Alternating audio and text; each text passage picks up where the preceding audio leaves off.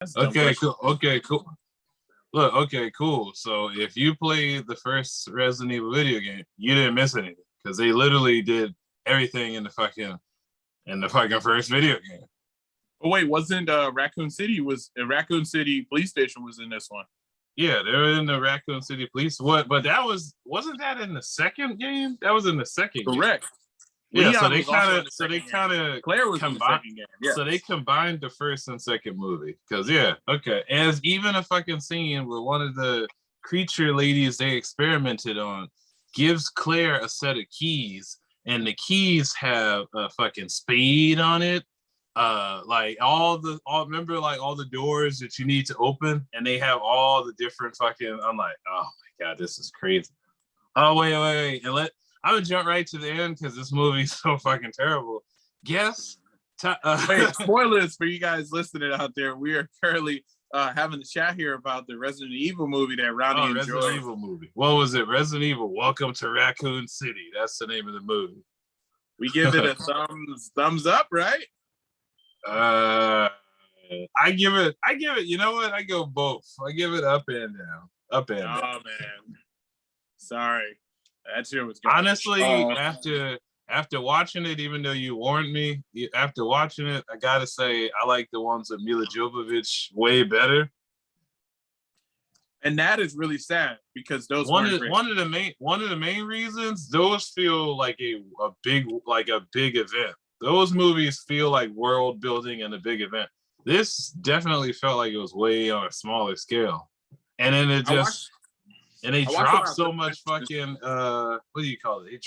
There was so much name dropping. It was like they just had to let us know, like, oh, Kay Leon, could you pass me that drink? Sure, Chris. Oh, Jill, could you like so many characters? Like, okay, we get it. All the characters from the video game are in this movie. We get it. Which also kind of killed some of the anticipation of the movie to me, because I felt like, okay, well, if I know Resident Evil and you're presenting me in the beginning that these are all the main characters, I know that none of them are going to die because they all live in the Resident Evil games.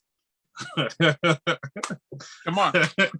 So I had a problem with this movie from the jump, right? So I watched probably about maybe a half hour of this suckfest. Honest to God, I fell asleep, so I can't even remember most of it. But what I do remember was just exactly what you said. And what I had a problem with as I was laying down and I'm going, yeah, I can't even use any more brain cells to watch this. And again, guys, if you enjoyed this movie, good for you.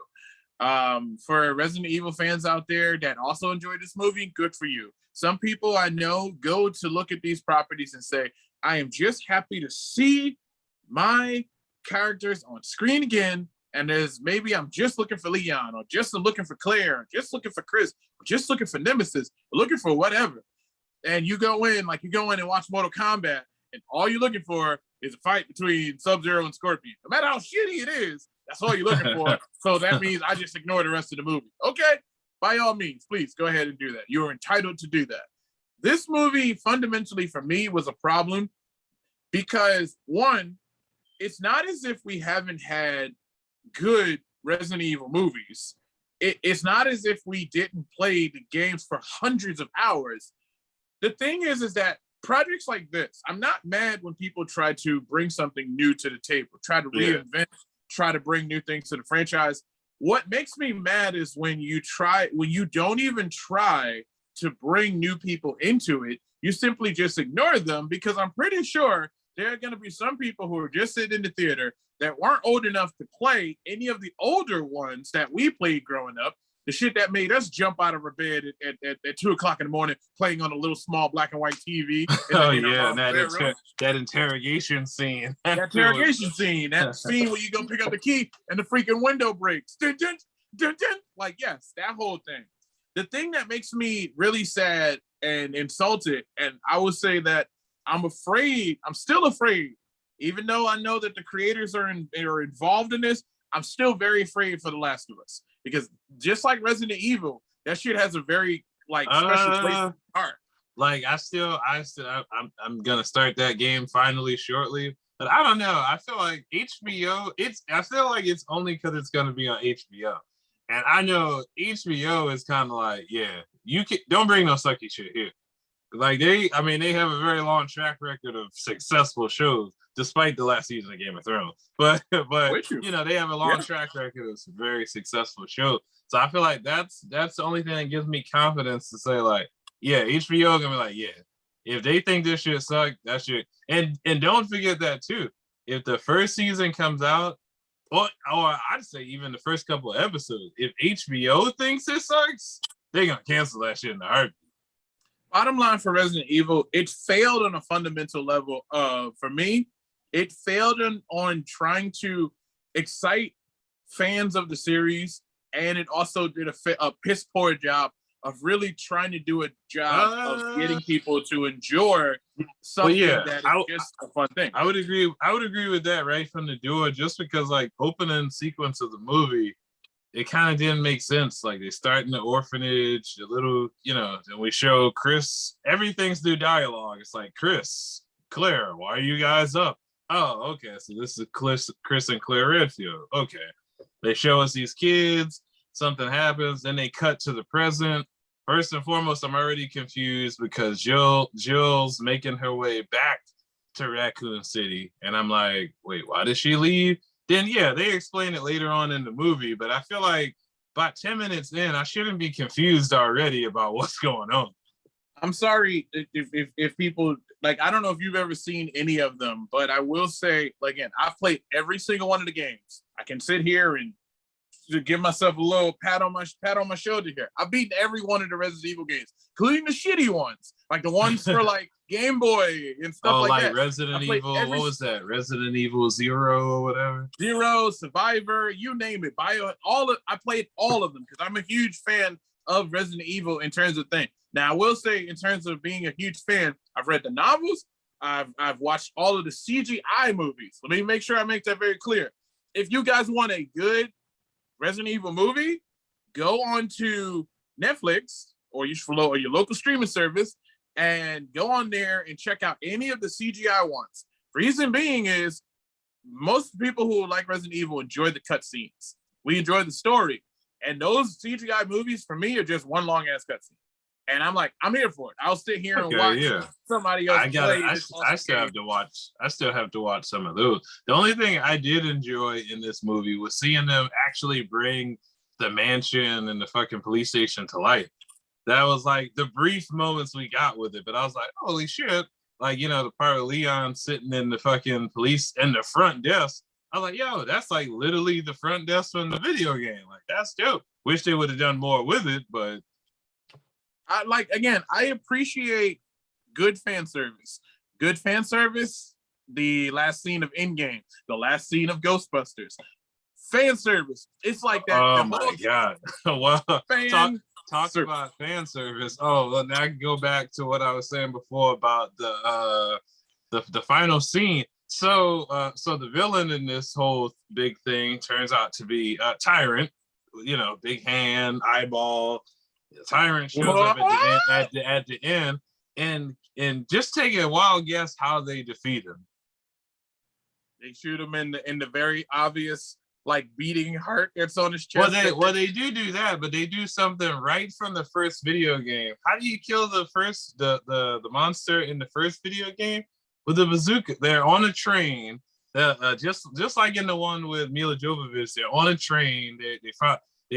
Oh wait, let me back pace it and say that the fucking Wesker character in this one, Wesker finds out in the very beginning of the movie that he gets some information because he's working on the inside with this other company that they don't name against Umbrella, and they're trying to steal the virus or whatever.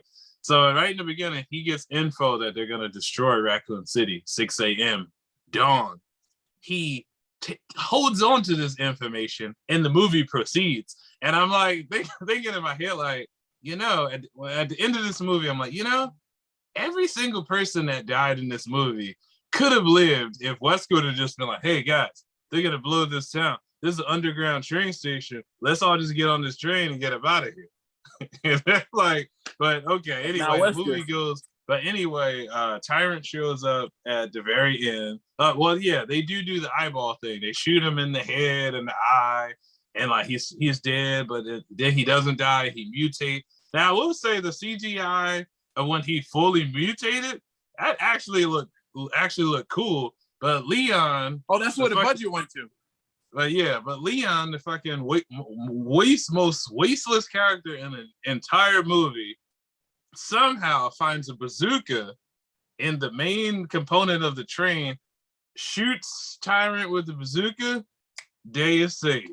He kills Tyrant, and I'm like, so they really pulled they really killed Tyrant the way they did in the video game with the bazooka.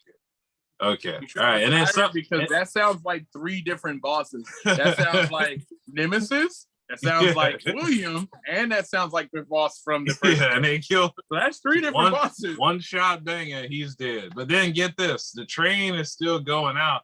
Meanwhile, the government or whatever, they've dropped a nuke on Raccoon City. We watched Raccoon City blow up completely, like farms, everything crumbles underground, blowing up.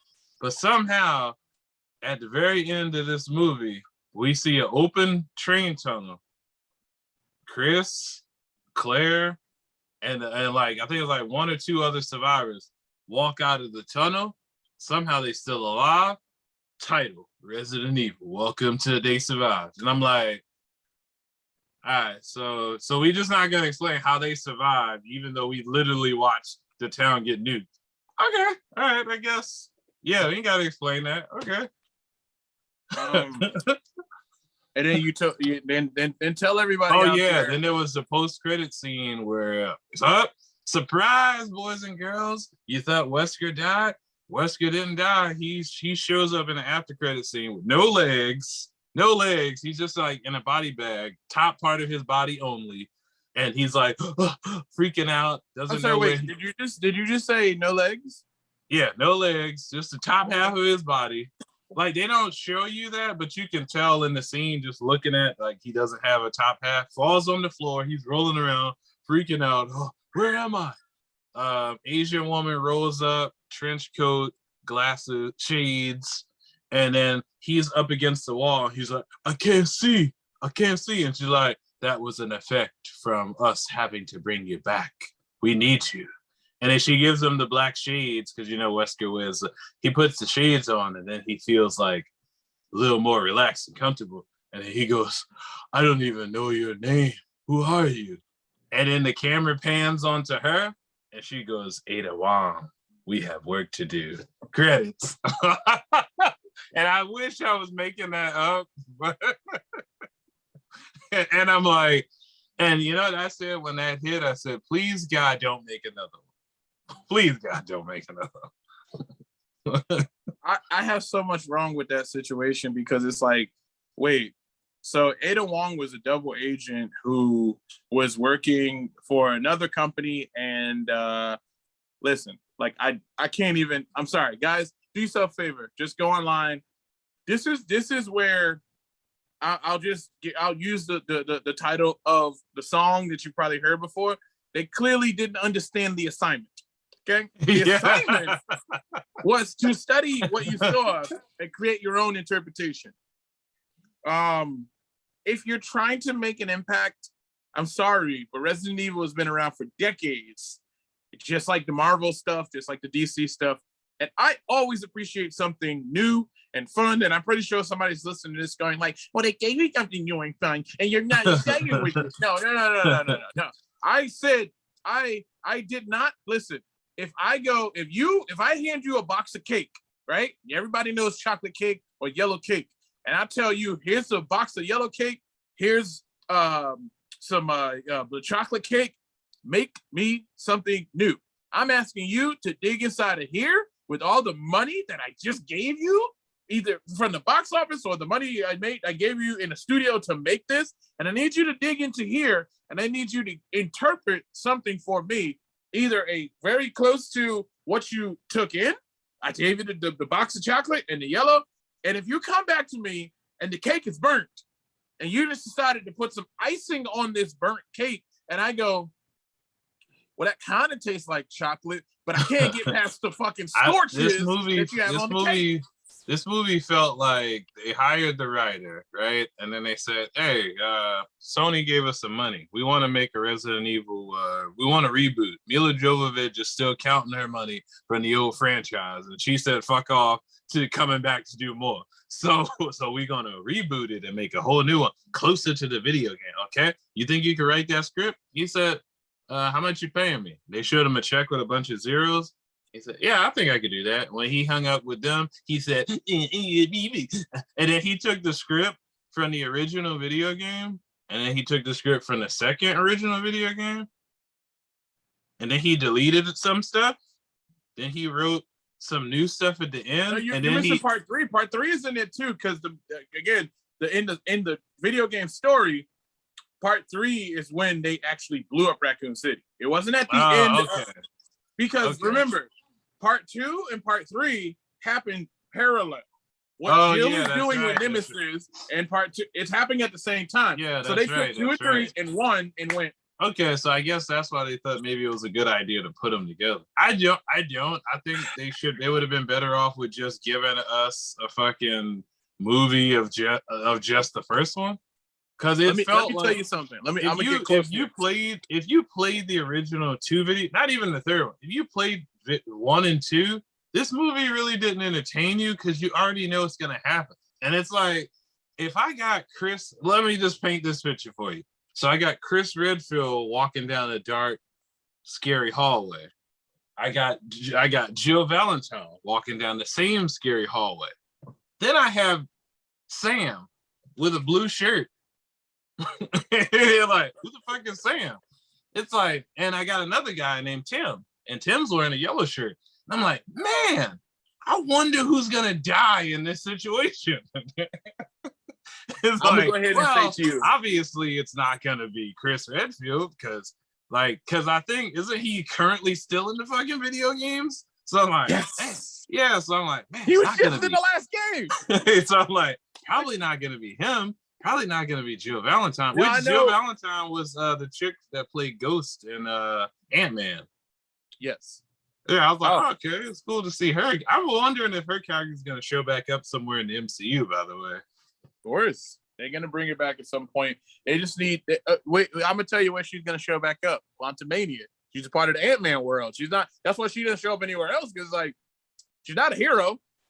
Not a hero. Oh, that's true. So it's like, oh yeah, like you did some horrible things, and okay, we kind of forgive you a little bit because you kind of helped out with your use your powers to help the good guys for a second, so you're kind of like an anti-hero. So maybe in the future they might use it for something. We don't know.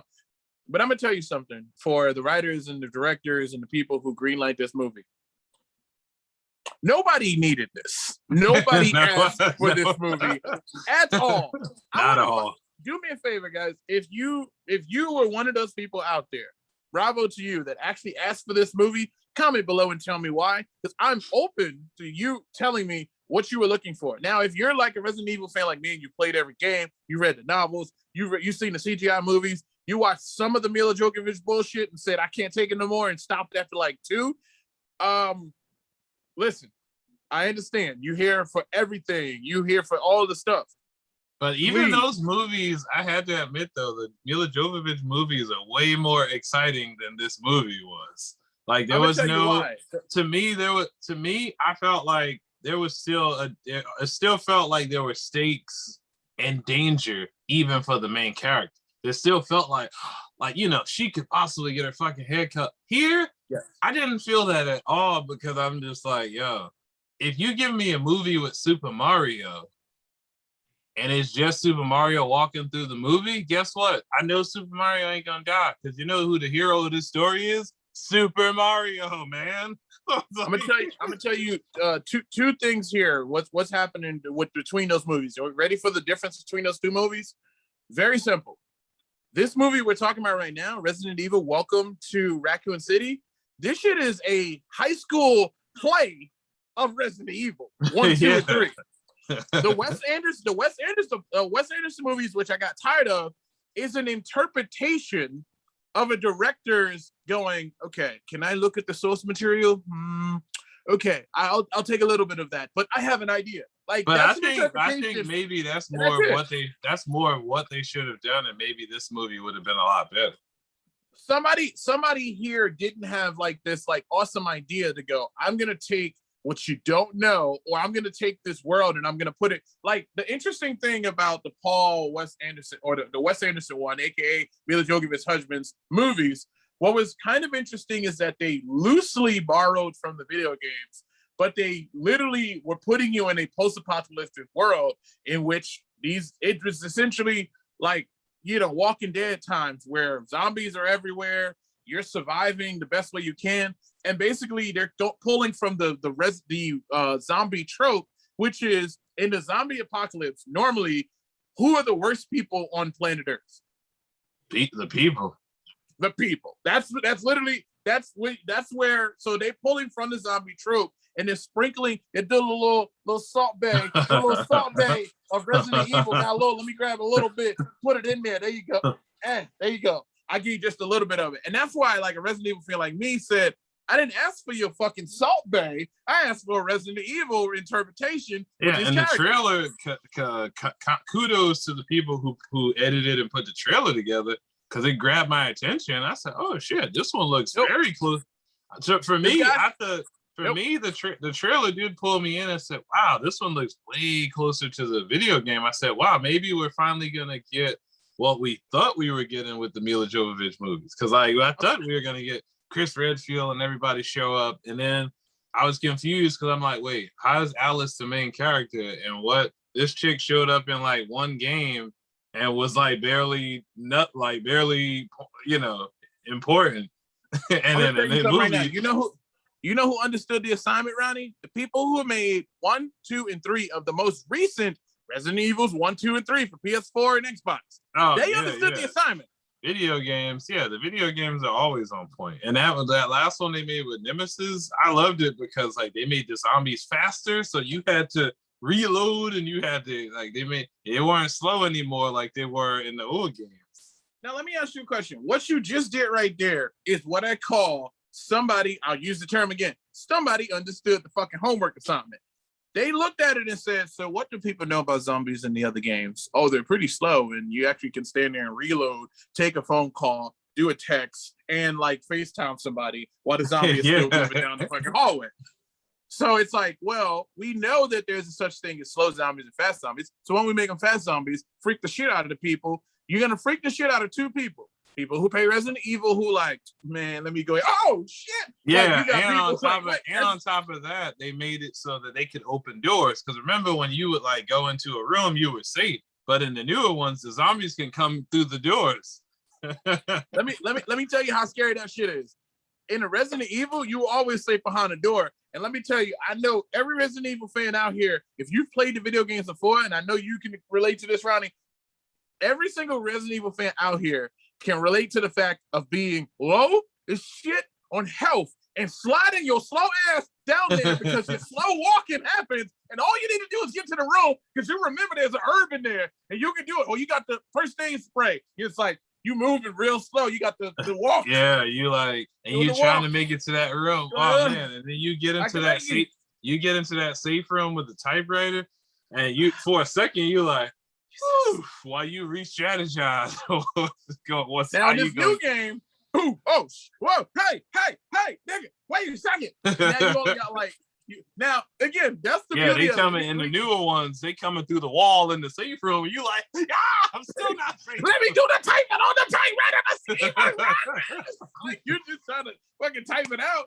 Now that's the beautiful thing that I love. That this is a feeling that only people who play the Resident Evil games can have. Because this movie, I didn't get no feeling from it whatsoever. The feeling that you have from playing a video game before we move on to our next point. You know, it's funny. This is my interpretation of me watching the movie. I was like, oh, cool. That's Stephen Amell's brother. Oh yeah, those characters aren't gonna die because they're in the game. and then me telling O'Brien, see, told you. Look how none of them died. Like, who didn't die in this movie? None of the characters from the video game. Everybody, every time the characters from the video game were on screen with like, say for example, Todd, just a regular cop that was like, I was like, yeah, he's gonna die. And one of my favorite scenes is It's the fucking it's Chris, and I think it's Chris, Jill, and somebody else. And they're going, Chris, Jill, and Leon. They're going down the hall, and then they introduce the liquor. Like there's a liquor in the movie. And then the guy who plays the police chief comes down the hall, and he like says something to them, like, and I'm like, bye. I was like, bye. And then sure enough, after I said that, the three of them move through the hall, and the fucking liquor wraps its tongue around the police chief and pulls him up and like fucking devours him. And I'm like, you know why this works in the game? Where in a game where you can have something like that happen, where some character you don't even know his name yet dies like that right in front of you. It's for the scare factor, because guess what happens, Ronnie? What you just described is a cutscene. But what's the scariest shit that's about to happen once that cutscene is over? Once that cutscene is over, that nigga's gonna drop down from the ceiling, and he's like, "Hey, you want to die?" And it's like, "No." Oh yeah, the liquor. Yeah, the liquor jumps like, down, and I did think it was funny that when he drops down from the ceiling, they're shooting him with regular bullets, and I'm like, I saw those little writing things that were kind of humorous, just because if you played the game, that little pea shooter ain't doing shit against. You need the shotgun or something else to take out the liquors. I love in this game the fact that there are two really amazing feelings that you get from a good survival horror game, especially Resident Evil. There is the overabundance of confidence you have when you are at full health, you have first aid and fucking herbs all together, those combinations, and you have lock stocked with some ammo. Don't matter what's coming down the hallway. Wait. I'm gonna say this. I'm gonna say this for all the old school 80s guys like us out there. If you played the first Resident Evil on regular PlayStation with Game Genie, where you had infinite health and infinity ammo with the Magnum gun, then you know what it's like to walk cool and confident as hell. Cause how confident was I when a zombie even showed up? You standing there like sometimes you might even let them nibble on you.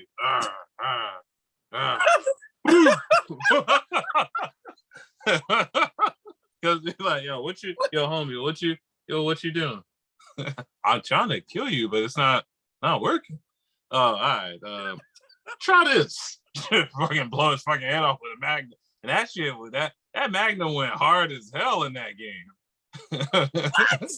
You need that magnum? I'm gonna tell you something right now. The funnest thing to do is when you're in the game. And let me just let guys know out there, for any of you who are in this conversation and listening, yes, we are geeking out over Resident Evil games because this movie sucked ass. So we need something to take the salt out. I mean, maybe that's the whole point. Maybe the point of the movie was to remind us how dope the games are. Oh, let me do it the meme. Yeah, because that's what it was. Because the movie, I definitely gave the movie a 5 out of 10. It was a 5 out of 10. 5 out of 10 for me, for the movie, for the acting. I gave it a thumbs up for I guess you say like the background and the art, because I did like the scene, but the acting wasn't that great. People said things like, we need to blow them away, and then the next scene somebody coincidentally finds a bazooka. There's a lot of conveniences in this movie. Like I even made a joke during one scene with Stephen Amell's character, and he plays Chris Redfield. There's a scene where like 4 or 5 zombies are jumping on top of him, and he's able to just push them back. He's not shooting them. He ran out of bullets, just pushing them back. None of them are even trying to kill him. And I was saying to myself, like, if they break character for a second, they're like, the zombies are like, we can't kill him because we're not in the second act of the movie yet. We gotta drive the story forward, so we just gotta lunge at him, and that's it. So there's really no danger here. There's no. Was there any jump scare? It really didn't feel like there was any, like, watching it, like, especially after seeing it, like, yeah, you're sitting there like, yeah, the main characters are not in any mortal danger at all. There's maybe once or twice Well, you feel like they are, but for the most part, not at all. It's only the movie is humorous in the fact that, you know, when you see one of the main characters on screen would say like, John, hey guys, I'm Raccoon Police, I'm John. It's like, okay, John's gonna die because he's standing next to Jill Valentine and she's a regular character. Listen, I'm gonna tell you just like this. I feel like I'm gonna give this movie the proper rating that it deserves. My rating for this movie on a scale of 1 to 10 is I fell asleep on this shit. That's what my rating is. Okay, fell asleep on this shit. All right, that's what my rating is. So you can take whatever number score and you shove it up your ass with this goddamn movie. I'm not. What am I supposed to do with this? What am I supposed to do with this movie? Huh? Again, if you think about it, like, even I didn't hear anybody talk about this movie. I didn't hear nobody at work. Nobody's like, "Yo, you see Resident Evil?" Nothing. Just went under the radar. With that said, that is our review for the Resident Evil Welcome to Raccoon City movie. We give it a thumbs down from me for watching half of the movie and then falling asleep. Wait, look, and I gave it a half and half, so I guess that's 1 thumb, 1 down. I'm gonna tell you what right now. The reason you giving it a half and half is because you feel real stupid for paying for that shit. That's why you like. Well, I can't give it a full. The ticket. Hey, look, I've seen worse movies. Okay, so well, it's not the worst movie. Not the worst movie I ever paid for. So I mean, I paid for Venom too. So and I'm gonna tell you exactly what you feel like. You feel like you went to the gas station in this current climate and gave them money for gas, and literally what they did is they just took out the nozzle, poured that shit on the ground, and looked you in the eyes and said, pour it out on the ground, and then stuck it back over there. That's your $10 worth of gas. Now get the hell out of my gas station. You're like, well, but my gas tank didn't go up at all. They're like, they get out of here. Why don't you get out of here? It's like, I'll give you something to think about. Like, you came to the wrong gas station, buddy. And I mean, hey, look, you know, $10 for a movie ticket, not so bad. Hey, did you at least watch it in like Screen X or something big or fancy? No, just a regular AMC theater. Sorry for your loss. So with that said, guys, happy holidays. Welcome to the Ronnie and Markell Podcast Show. If you guys are tuning in now, you've been like, holy shit. These guys didn't even say anything to us. We didn't see you walk in. We were sitting there talking. Yeah, we just having a casual conversation as normal. Casual conversation here. As you can see, as always, there's a bunch of toys and shit in my background because I'm a nerd, and Ronnie got his toys and stuff in the background. You might see some stuff. I've still been redecorating, so to speak. Yeah, what that pretty much means is nothing. Just nothing. He's like, I moved. Wait, he moved one toy from outside the room. I moved one box. I moved one box over here. I mean, that is what it comes to me. I will say that when it comes to me, like, all right, I'm gonna straighten this stuff up. Monday, I'm like, all right, I'm gonna straighten up. The following Monday, I'd probably actually do. It was a good holidays, guys. We all enjoyed. I hope everybody enjoyed the turkey day. Got a chance to be with them. You know, it was a dope holiday because not on top of eating some turkey food, we got Hawkeye, man. We got Hawkeye during the holidays, man. Hawkeye is just as good as we expected it to. So we're gonna break down the first 2 episodes of it and like point out a lot of the different things that we saw. Some speculations on things that we see forthcoming in the next 4 episodes, but also we're going to do a little bit of speculation on what we believe to be the next step for this whole episode. But like every series or movie seems like it's just one big episode within the Marvel cinematic universe continuity. So that's why we watch pretty much everything there. Hey guys, they're gonna make an Echo show out of this. Are we gonna watch it? Of course we are. It's all connected. Come on. They had me. I'm gonna tell you right now. This show had me before we even meet anybody. Anything happens. This show had me. I'm like, wait. So they started Kate Bishop's introduction with the Battle of New York. I'm like, come on, and like. Kudos to the editing job of how they integrated like them into that whole thing in general. I was like, no. holy shit. I'm gonna give kudos what kudos is due. Listen, I want you guys to do me a favor, all right? You can do this too, right? I want you to go back and I want you to play that sequence with Hawkeye side by side with this particular scene. That shit is masterfully put together. That shit ain't this ain't no kid in college with no Final Cut Pro or Adobe Premiere. No. This shit is masterfully put together where everything lines up to him falling off the building, to him throwing the arrows, to everything lines up beautifully. I said it before on this show, and I'll say it again. The master class that Marvel is putting on when it comes to building a universe in live action is fantastic. I said it before, at the end of Endgame, where are they going? Very simply put, what we're going to do is we are going to keep diving deeper into the worlds that were already established. We started the world off right on Earth. We brought it out to space. We brought it back to Earth for some more stories. Then while on Earth, we decided we were going to go beyond space and time into fucking dimensions. And then we brought it back down into those places, went back to space, brought it back to, we went to different planets. Then we took it a step further with the freaking Eternals. And now we're going on a freaking godlike level in which we have fucking celestials over like fucking godlike thing. And now we're bringing it back, telling these street level stories of you have to realize, I said it before, and I don't know if we said it on this show, but I'll say it again. The first Avengers movie set the, I'm gonna say it with a close-up, set the motherfucking tone for comic book movies going forward.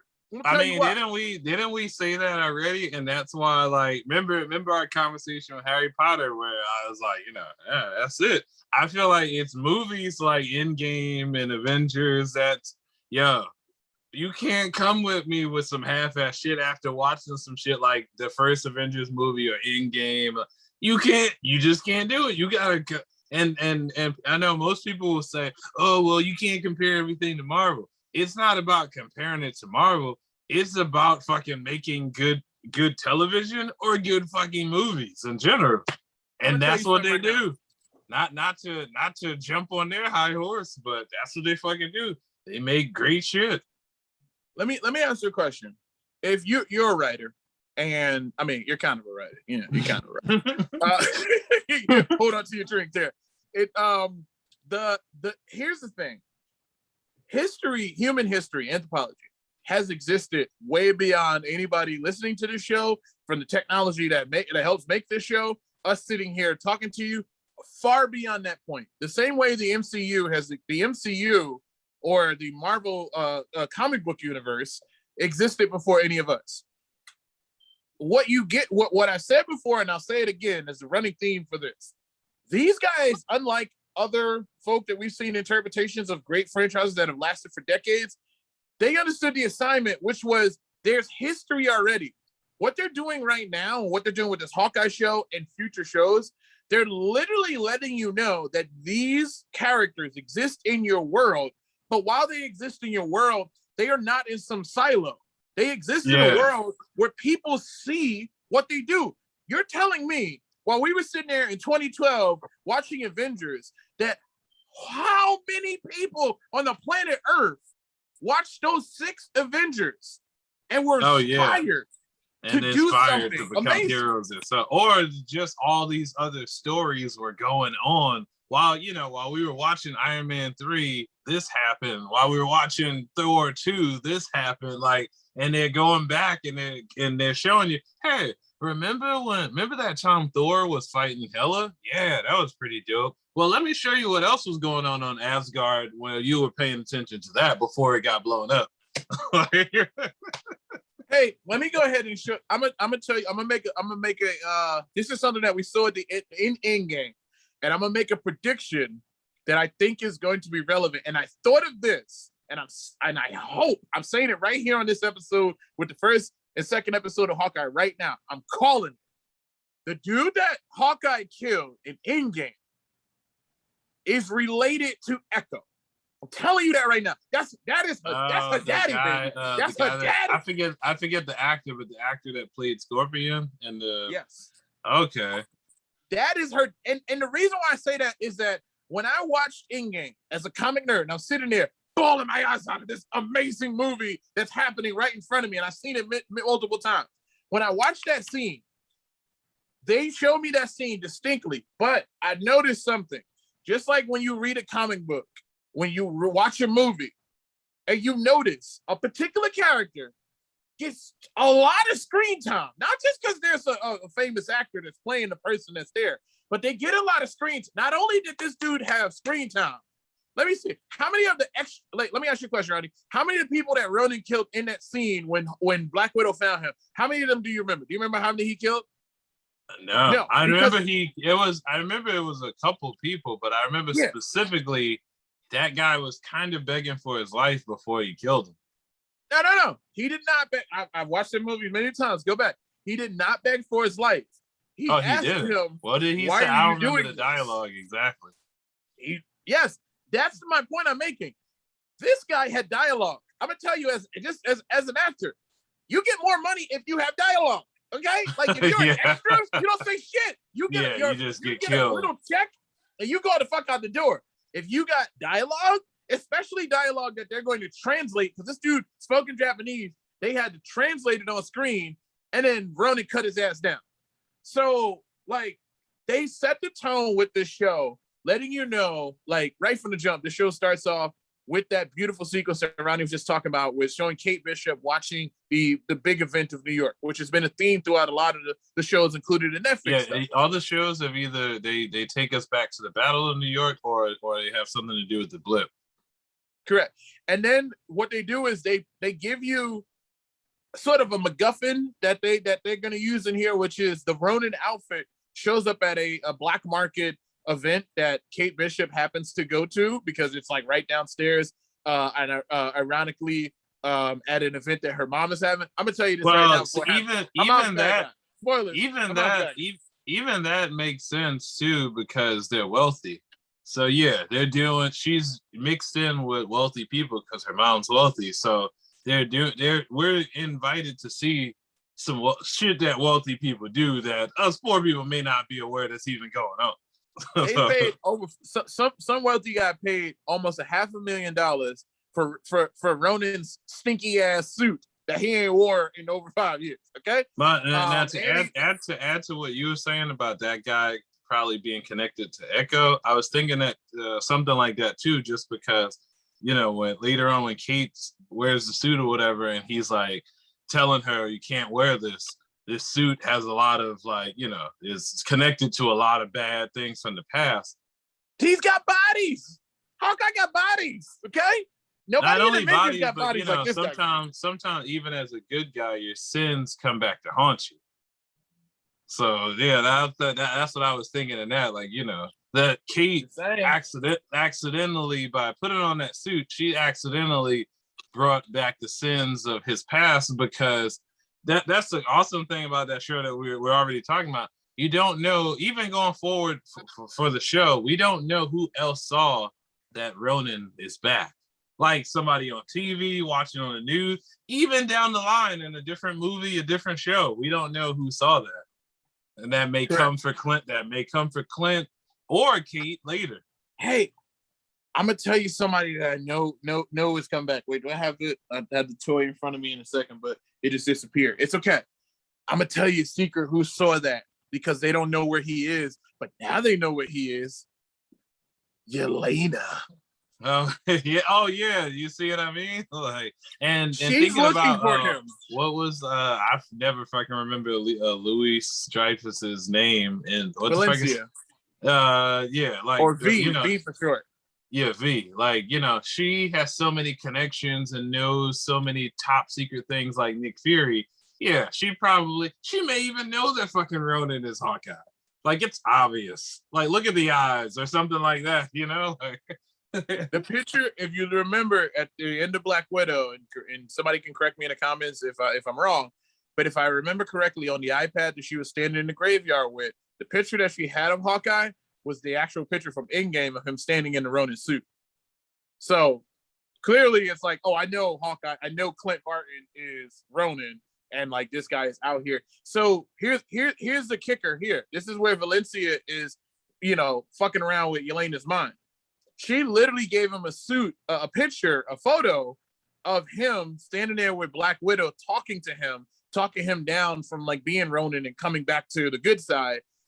But that also tells me that literally Valencia had somebody on site seeing this guy no longer in the mask, showing who he was. And I'm like, again, going back to exactly what I'm saying, which is it's so meta, the fact that we're watching this universe, but while we're watching this universe, if you turn the camera to the side, you don't know who's watching. A la vie, Mysterio. Remember? Mysterio was in another goddamn, he was in Civil War. We didn't know he was there. He was there. Like, think about it this way. They're gonna keep doing that. I was also thinking, I don't know if this will actually happen, but I know somewhere I had read on a website somewhere, I saw like there was something thrown in the Hawkeye episodes that was related to what's his name's character from the Iron Man. What the fuck was his name? The bald-headed guy. That was the first bad guy. Oh yes, Jeff Bridges. And I was wondering if they do some, when it comes to Ironheart, if they somehow do connect Ironheart still to Tony in some ways, like she did this inspired, blah, blah, blah, whatever. I was wondering if a villain from his past may even come back and come after her. Like, I don't know. Like, I just think that would Ironheart versus Whiplash? Is that what you're saying? Yeah, like it would still be meta just because, she has her own version of an Iron Man suit. So like, if some of Tony's villains somehow came back and connected and tried to come after her, like it would be still crazy. Who knows? There's been more than in the comics. There's been more than one Whiplash. It could be something as simply as like the daughter or the son or the cousin or the wife of fucking that Whiplash comes back. Because I was already like, I'm already sometimes thinking ahead. I'm like, I just feel like at least one of Ironheart's villains is going to have some type of connection to Tony Stark's villains. So let me answer two things for you. One, to answer your question, Jobadiah Stane, which is Jeff Bridges' character that died in the Iron Man 1. Yeah. He's the tower that Kate Bishop winds up shooting down when she's doing the trick that tower that whole thing is dedicated to him because that's the school that he was involved in. I'm pretty sure he just donated money. Which is still meta just in itself that, okay, y'all gonna take it that far back? Okay, all right. Which it's also a meta joke there too, because like we are literally like taking down this guy, like Jobadiah Stane. Like that means like how we're taking down like statues and stuff in real life, like for Nazis or whatever like that. Right on the nose, taking down the bad guy. But also, I'm going to go ahead and throw this out there as well. What that does is it leaves a little pocket there. You see that little empty space? You know what that means is that somebody's going to need to rebuild that. And that means some other really wealthy person can, because that's how it happens. That's how halls on college campuses get named. Some wealthy person donates money to make it possible for books and this call to be here, and then they get the name plastered on the building. So some other wealthy person in the future is probably going to do that same thing. I also know that. Remember in the show, her mom was gonna pay for it. They didn't really say that she was gonna pay for it. They were just saying like, and you did what to a building? Now I gotta pay for this. Like, so it could possibly be her, or it could be somebody else. Could be somebody else. You never know. Now, one other thing I want to do before we move on into further into the first and second episode, I wanted to give a little bit of backstory to Echo. So I want to ask you first, like, do you have any backstory to Echo? Okay. I said that with Eternals, that we're starting to get into territory with characters I have read so many years ago that I don't fucking remember, or I just don't know altogether. Let me get my glasses ready. Well, I'll tell you about Echo. So, Echo, for you fun little fans out there who saw the young lady at the end of episode 2 holding her hand up to the speaker for vibrations. So Echo is deaf, right? So she actually, uses the vibrations of sound to be able to move around and stuff like that. Very similar to another hero that can't see, who she's a bad guy in the comics too, which is Daredevil, Mr. Matt I was Murdock. also gonna say automatically when I saw that, I was saying that automatically know that she's dangerous because that enhances other senses. Exactly. So in the comics, Kingpin actually kills her dad, right? Kingpin kills her dad, and he pretends like Daredevil is the one who did it. So he actually raises her and trains her to basically become an assassin to take down Daredevil in the comics. Now, the way that it seems like they might be retconning her, and now this part here is speculation. What I just gave you is her comic book backstory. Also, fun fact, she actually does become a Ronin in the comics as well, having the same exact suit. So we might actually get a chance to see her in a Ronin suit in a future, Avengers, like maybe her show that she's going to have on Disney Plus. They already announced her getting her. She has the same exact outfit, right? So in essence, it also comes down to a point where I personally think, my speculation is that they're going to retcon her origin, and they're going to instead, and because Matt Murdock is probably not going to appear in this show, they're going to save Matt Murdock for what I believe is to be No Way Home. I believe that Matt Murdock is going to be in No Way Home. That's just my prediction. But in this particular show, I believe that she was hired by the Kingpin to take down Ronin, and the reason for it is that I believe the Kingpin lied to her about Ronin being the one who killed the father, or basically pointed him in the direction of it. Now, if the Kingpin doesn't show up in the show, then my other person that's a big bad that is there is wait, let me stop you right there. Now, do you piss your pants if Kingpin does show up in this show, and it's the same actor from the Daredevil TV show? You want Vincent D'Onofrio to come back? Come on. Because if he shows up, I'm gonna tell you right now, if he shows up, I'm like, man, listen here, Mark. I'm gonna say, listen here, Mark. You know what? This is all I want at this point. If he shows up in this show and he's still Kingpin, if we ever get a chance to see Kevin Feige in person, that's all I need right there. Look, that's all I need. Just give me some. That's all I need. You know what? I'm gonna just move away and say, you go ahead and continue to be a beautiful man and continue doing the Lord's work. Because I don't know. Now, you also have to... Now, there's another retcon to this as well that they could do, which might be a little bit on the lighter side for me, but I'll take what the fuck they give me at this point. So if they don't bring me Vincent D'Onofrio or Kingpin, and they don't give me Daredevil, which I don't think they're going to have in the show, what they could do is completely retcon it and make it so that Kate Bishop's mom is the one who actually hired Echo to take in the Tracksuit Mafia, which is hilarious in the show. And literally, they brought them in here to take down Ronin, because remember what was Ronin's number one goal in terms of being Ronin? What was he doing? Well, he just wanted to take down different bad guys. It was kind of like just literally, yeah. He was responding, and they said it in the show specifically, and I'm like, why? Again, people don't say nothing for no reason, but they specifically said that he lost his family and went through the underground and wiped it out.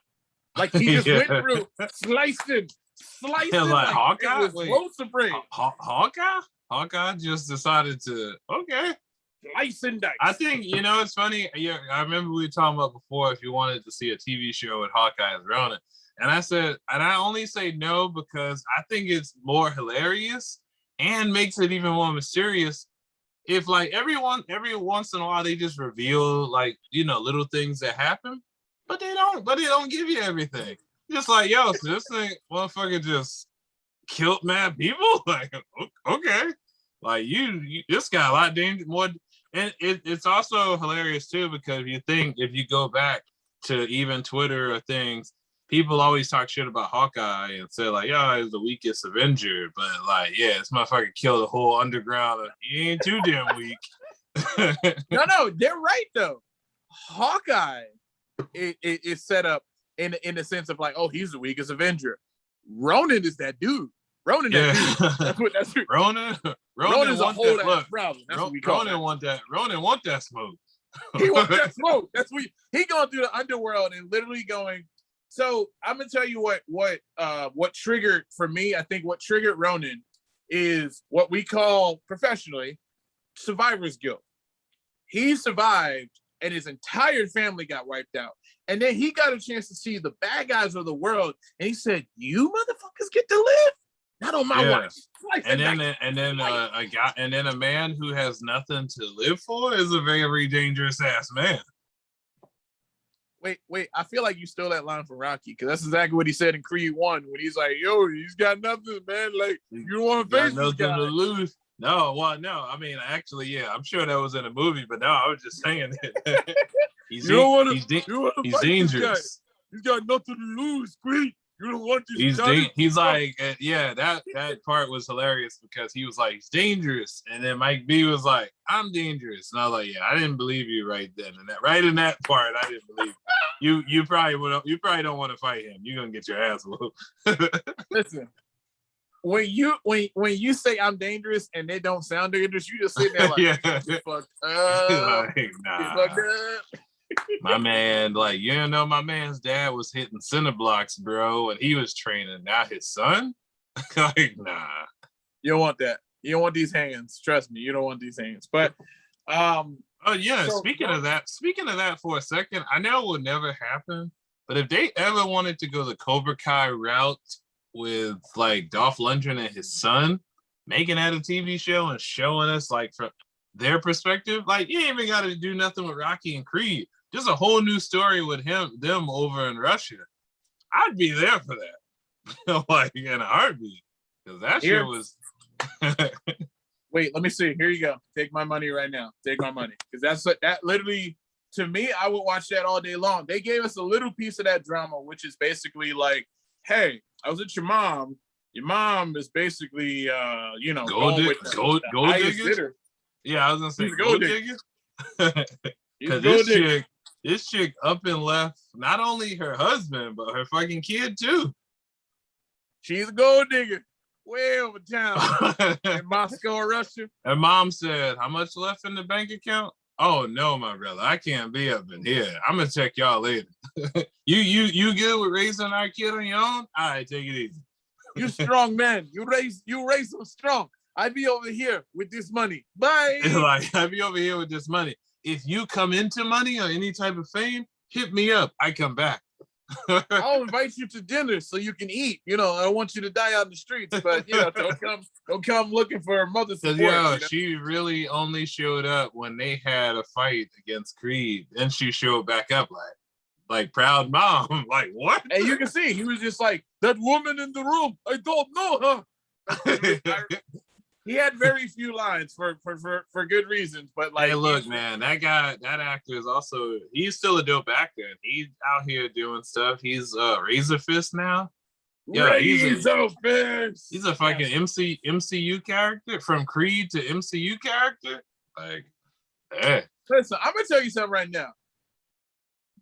To me, they lost an opportunity. I'm gonna tell you right now. We'll go back to Hawkeye, but DC. I'm gonna tell you right now. You know who you missed out? Who that guy could have been?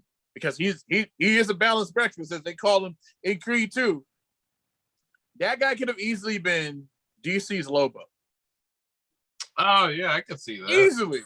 Put a black wig on him, put it on there, and let him have a little bit of the charm factor. Give him a little bit of time. It don't have to be right away.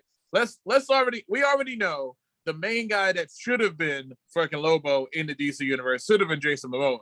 But instead you used him for Aquaman because you needed to make Aquaman cool. Congratulations. You made Aquaman cool, but you missed out on a great opportunity with Lobo. I think they brought Lobo to life on that short-lived Superman Krypton show. I think he was on that, which was actually not a bad show, and then they canceled it. So I don't know what the fuck they were doing. Just like Swamp Thing, guys, that I'm still mad about. I'm like, never really had a strong, big interest in Swamp Thing. Sat down, watched the first few episodes of the show, and I'm like, I'm digging this. This is kind of canceled. What? I hate that, man. I know a little on topic, but that is so fucking annoying when you get invested in a show and it turns out to be, it's pretty deep. What do you mean? Yeah, you click it on some nerd dudes a few days later, like, cancel. What do you mean cancel? The only show that they didn't continue forward with that I'm okay with that is Watchmen.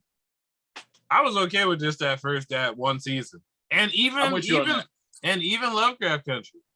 You know what? When I can continue, that you gave us some dope shit.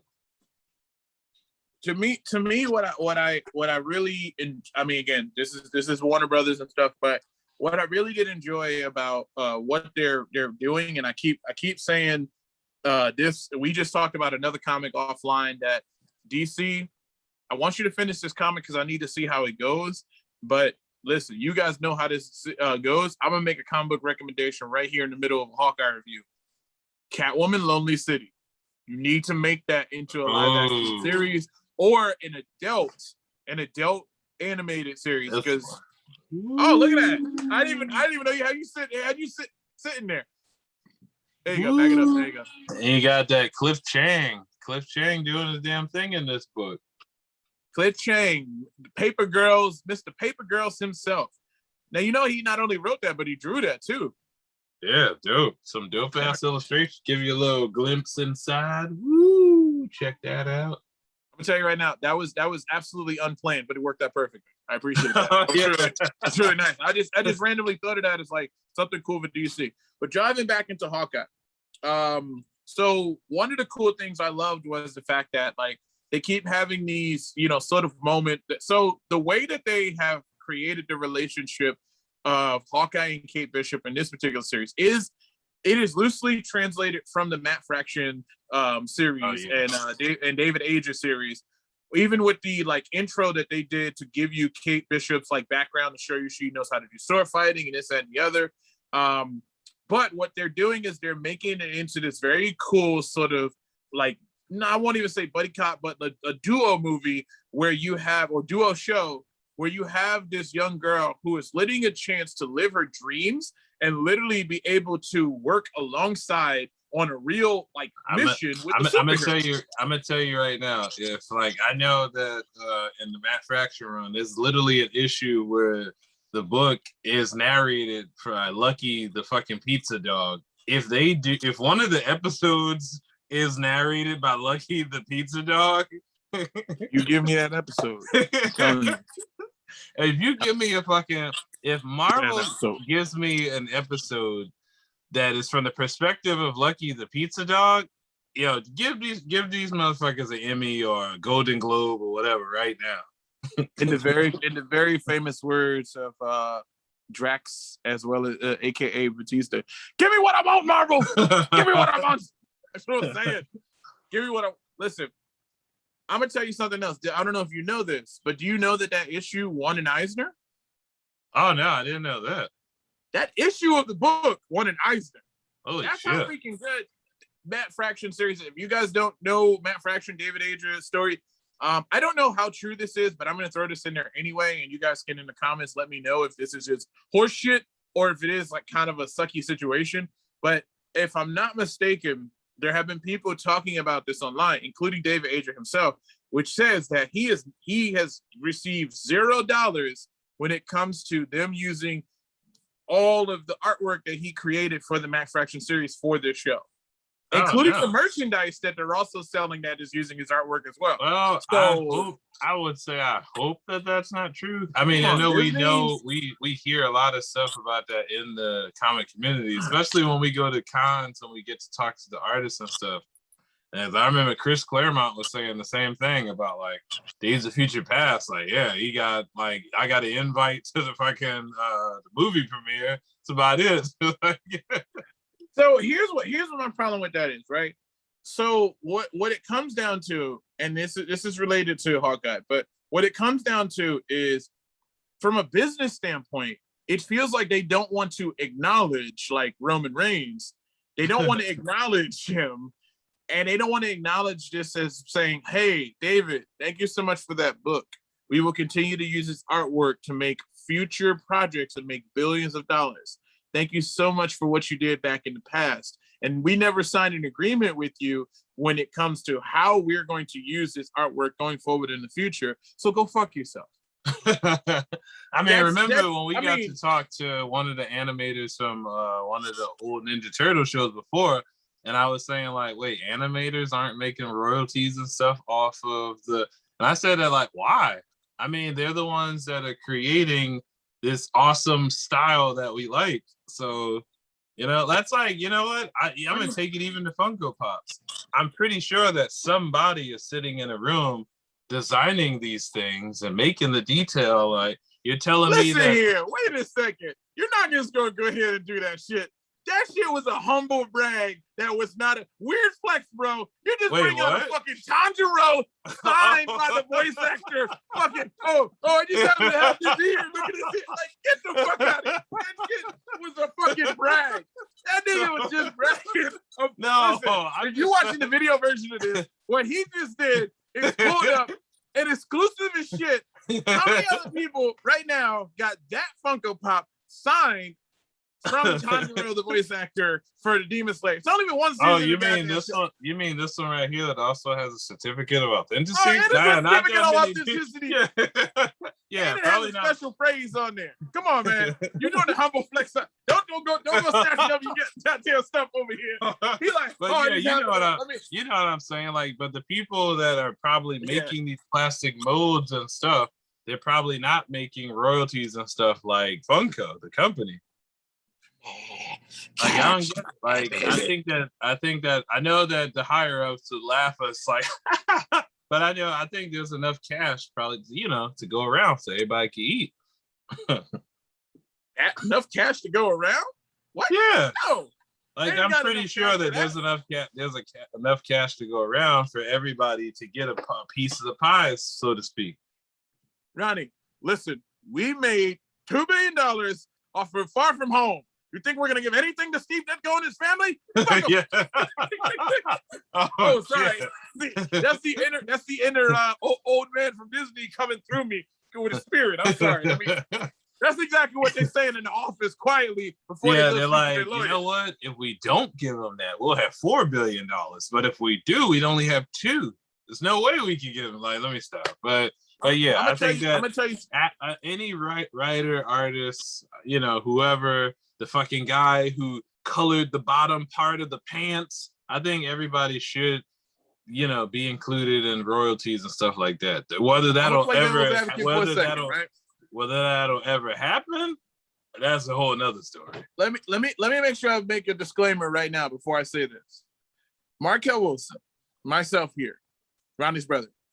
I am an artist myself, and I believe that they should just do the right thing and just take care of these people before it becomes a big media circus, because it doesn't look good. Look at what happened with Scarlett Johansson. That shit doesn't look good, and it doesn't make anybody feel good. Morality is a huge fucking thing that will make people make decisions in the future about how they do business with you. I'll say that right now. I'm in support of this. Now, what I am going to say is, let me give you this analogy, Ronnie.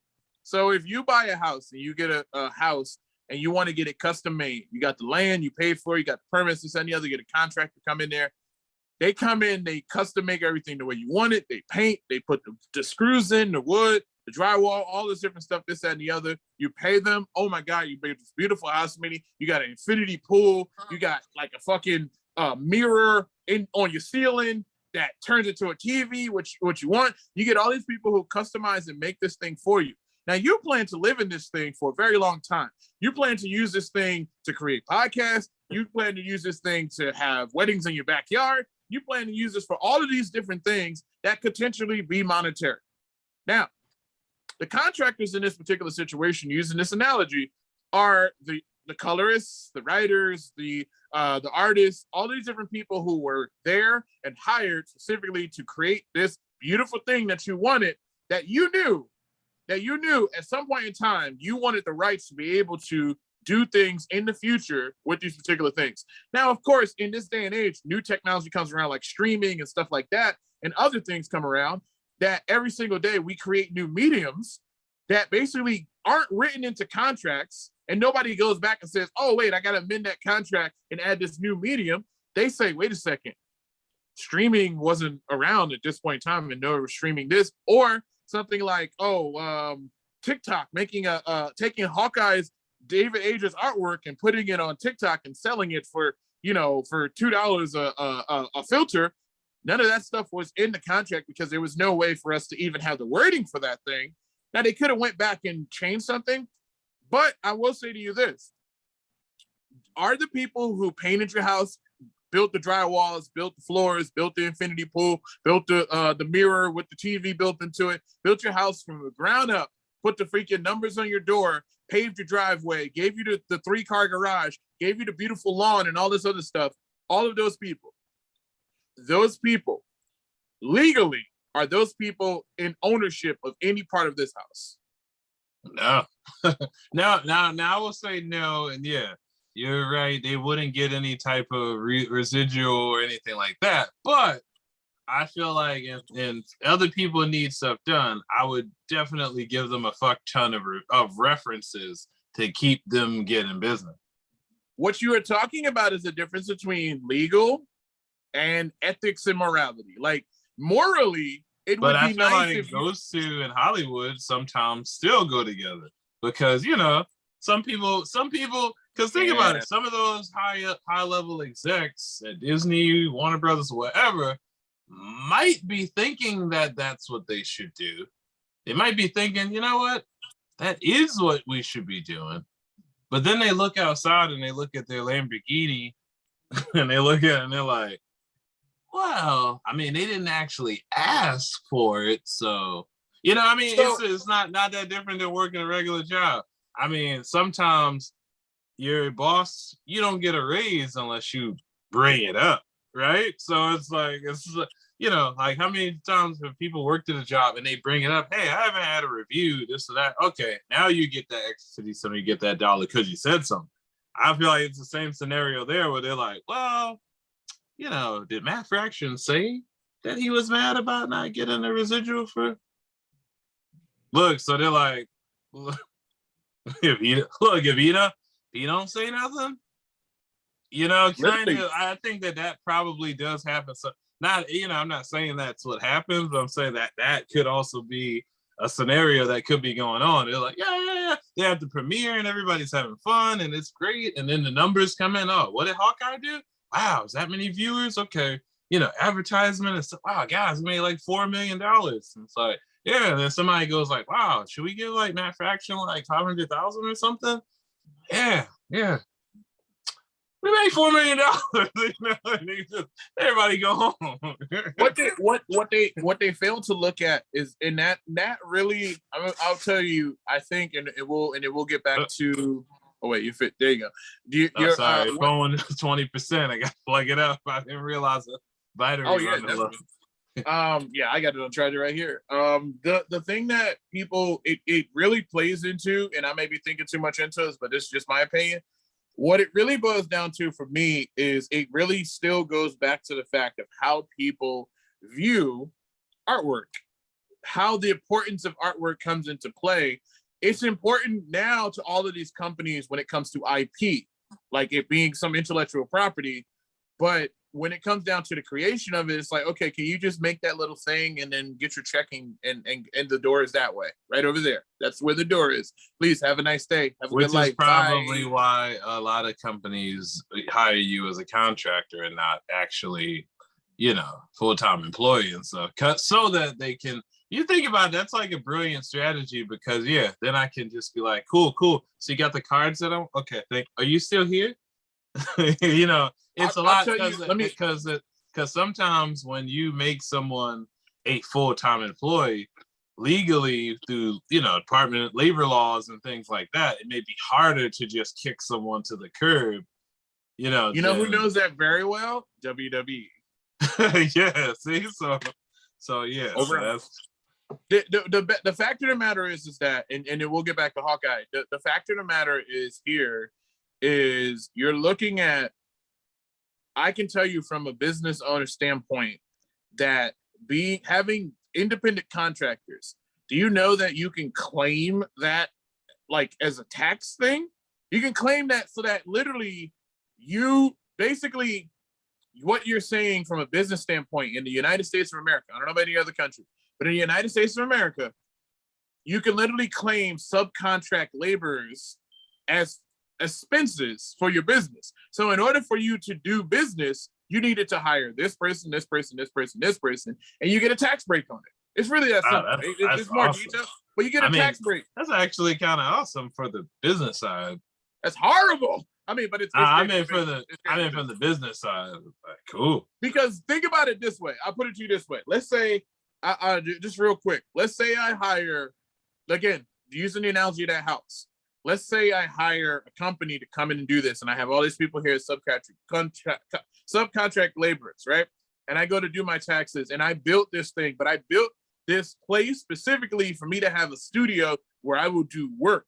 Now that I work at home, I can claim the fact that I had to pay $500,000 to these contractors in order to do it. And that gets added onto my taxes as me going, it's an expense. So it now just becomes some shit that you pay for, like that's literally what it is.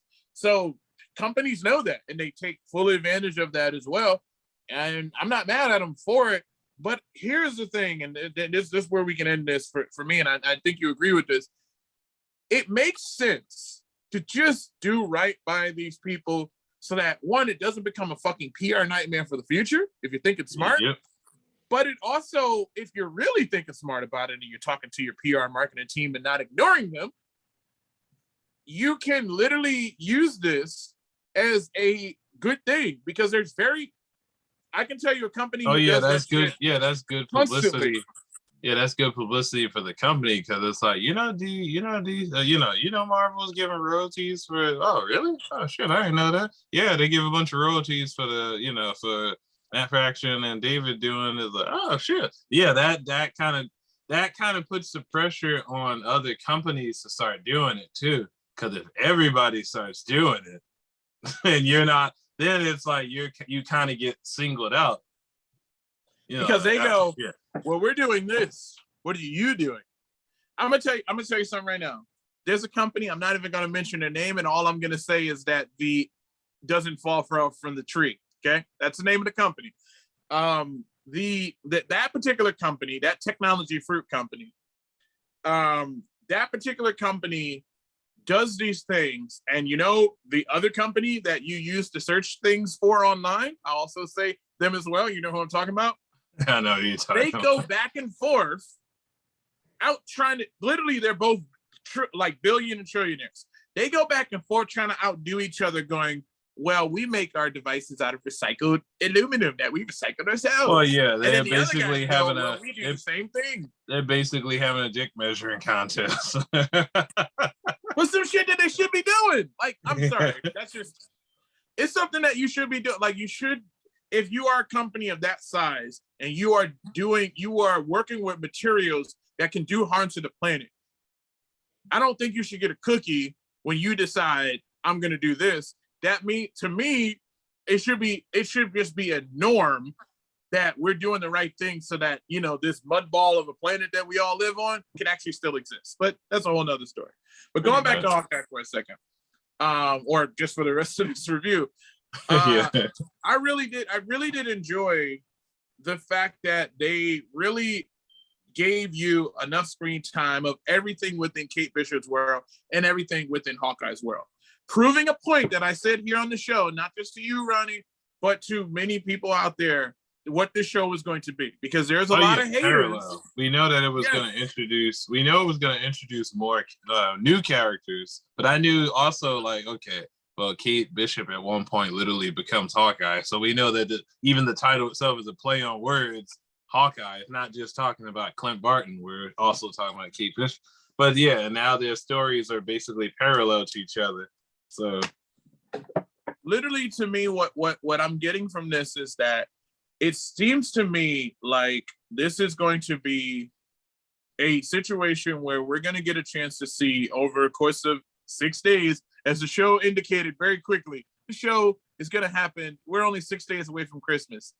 So this whole 6-episode series is going to lead up to a finale on Christmas, not after Christmas. And then, but if you think about it, it's actually Marvel repeating their own formula, because when I look at Kate Bishop and Clint Barton, you know who I think of?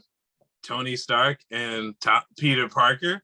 Because I'm like, wait, so basically Kate Bishop is gonna learn all these principles and morals and things that you know, the true essence of being the hero or whatever from the guy that is, you know, super inspired. Wait, who was Peter Parker inspired by in the beginning since they brought him into the MCU?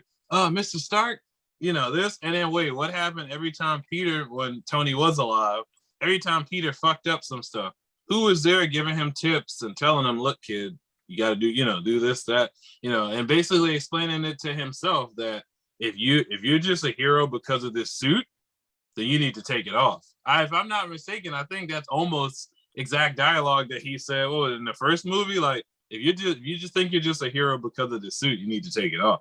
Same thing with Kate. And I'm watching the show and I'm like, cool. So she's gonna learn from Clint Barton. Okay. All right. to add on, to piggyback to the brilliant thing that you just said there, what you're basically what we're seeing a parallel happen between these two, and which is what I was loved, that I knew when they brought these two together as a Hawkeye show, that I felt like this is what was going to be. You, on one hand, you have this girl who was inspired to, you know, be cool and be a hero and be the best that she could be from a person who didn't have powers, based on the fact that she got a chance to see her own variation of Superman happen right before her eyes, and she was inspired to become a freaking like award-winning fencer and a gymnast and an archer and all of these different things, because she thought all of these things is what she needed to be a hero. Enter Hawkeye, who's going to let you know that's not all of your skills is not what it takes. There's more to being a hero than you think. I mean, same thing, like going back to Ironheart for a second. I'm like, there is another thing that I'm already thinking about that. I'm like, cool, Tony Stark is not around, but Pepper is. But there's other characters from the Iron Man universe that could be an inspiration to her and instill knowledge in her. Oh! Are you telling me Pepper Potts could be in this goddamn show? You telling me Pepper Potts could... or even Happy.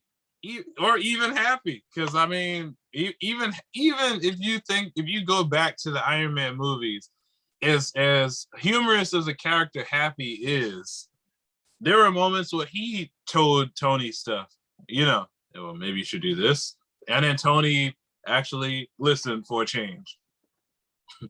I mean, dealing with a narcissist like Tony, it is a bit hard. But before I geek out on that part of Ironheart, I want to say this is where you have good writing when you have two things going on. So again, you have Kate Bishop at the point where she's a trained 21, 22-year-old person who kind of feels like she knows a lot, but she has all the skills, but she's dying to learn and absorb like a sponge what Clint Barton. Oh now, my God. Wait. Oh no, go ahead. But where Clint Barton is in this moment, Clint Barton is at a moment where he doesn't really, like, he's trying to maintain the family thing and he's trying to leave his past behind, but he's still kind of in that place where he really doesn't believe that, like, Hawkeye really had a lot of inspiration, not only to the world, but also in terms of the Avengers. And he's meeting basically a fangirl of him, but she's also going to teach him something about, like, you were a great hero. The things that you did in your past don't define you in that way. The things that you did during that time, taking down those bad guys, don't define you. What truly defines you is what inspired this girl. So she's going to give him back the thing that he felt like he might have lost and he's trying to regain. And at the same time, she's going to learn that what it really takes to be a hero. Here you go, guys. Fucking Hawkeye. These mindless folk that I talked to before the show, going, not you, Ronnie, but the people I spoke to before, and I'm just calling you out. That's what I do. I'm calling you out and saying, hey, this is what this show is. And I know that there are a lot of people out there who weren't looking for a new Hawkeye to be there. Listen, comic books introduce other comic book characters. If you're not here for it, the door's out. Everybody. That's what these things do. They open the world up to more things. Only thing I was gonna add on to that was I was thinking of it made me think of the movie Drumline, because that's basically like the same basis that main drummer guy was trying to teach Nick Cannon's character. Yeah, I'm the man, and he said, yeah, you go ahead and be the man, but without the drumline, you can be as talented as you want, but it's like, but it's not just about you, it's about the whole team. So yeah, so that's basically the same thing. Like Clint's gonna show Kate, like, yeah, that's great. You got trophies for this and that. Cool. All right. You know, you got it. I fought Thanos. None of that shit helped. You know what I mean? So you need a lot more than that. Here's another thing I like. Again, I'm gonna just take a shot at some of the commenters that have had some issues with Haley Steinfeld from the beginning. Here's something that I knew the MCU was gonna do, because they already know there are some people out there who don't read this shit, but they go and they take on what other people say and they adopt it as their own mindset for some shit that they don't know. Let me go ahead and point this out for you as well. You know what MCU did that's different from the comics here? When we met Kate Bishop in the other story, she's already Kate Bishop. She's already doing stuff. Yeah. In this particular thing, we brought her to a younger point where we are going to get a chance to see her become it. The same way, I have no problem with Tom Holland, because we're getting a chance to see Tom Holland become, in my opinion, we're getting a chance to see Tom Holland become Tobey Maguire. That's yeah. I would agree with that. So like, if they keep making like more Spider-Man, or we have Tom Holland for the long haul, yeah, when they introduce Miles Morales, it's gonna make a lot more sense, because this man has been through a shit ton of stuff to be able to. What do you say there? What are you saying? Yeah. Are you saying another character will be introduced in another? And then people, I guarantee you, people are like, I want they back. But you know what's funny? But you know what's funny? Another thing that I don't know if people realize that Marvel is doing is Marvel is also doing something that is not that common amongst the comic book world in general, which is they're bringing in a whole lot of more female protagonists. Because like, if you think about it, it's like Kate Bishop, okay, Ironheart, okay, we had Black Widow, okay, like you're bringing in more women. What, Miss Marvel? We're gonna get Miss Marvel. We got the Marvels coming out. It's like, yeah. You know what else we're missing with all of these different heroes? Women. So let's bring way more women. Oh, don't forget about She-Hulk. Oh, yeah, She-Hulk. Yeah, see what I mean? So a lot of these characters that are popping up or coming up in the future are also women, so we can bring even more women into the MCU or in comic book lore in general. Because if you think, like, you know, if you go back to the first Avengers movie and stuff, like, good, we just had who? Black Widow for the longest, and that was it. It's like now they're like, all right, cool. We need more, you know, we need to make this list leveling playing 50-50 with the, male superhero actors and female. And not only are we going to bring you more women, but we're going to bring you a diverse cast of women. Because don't forget about the fucking chicks they introduced in Shang-Chi. I'm like, so they're giving you more the female.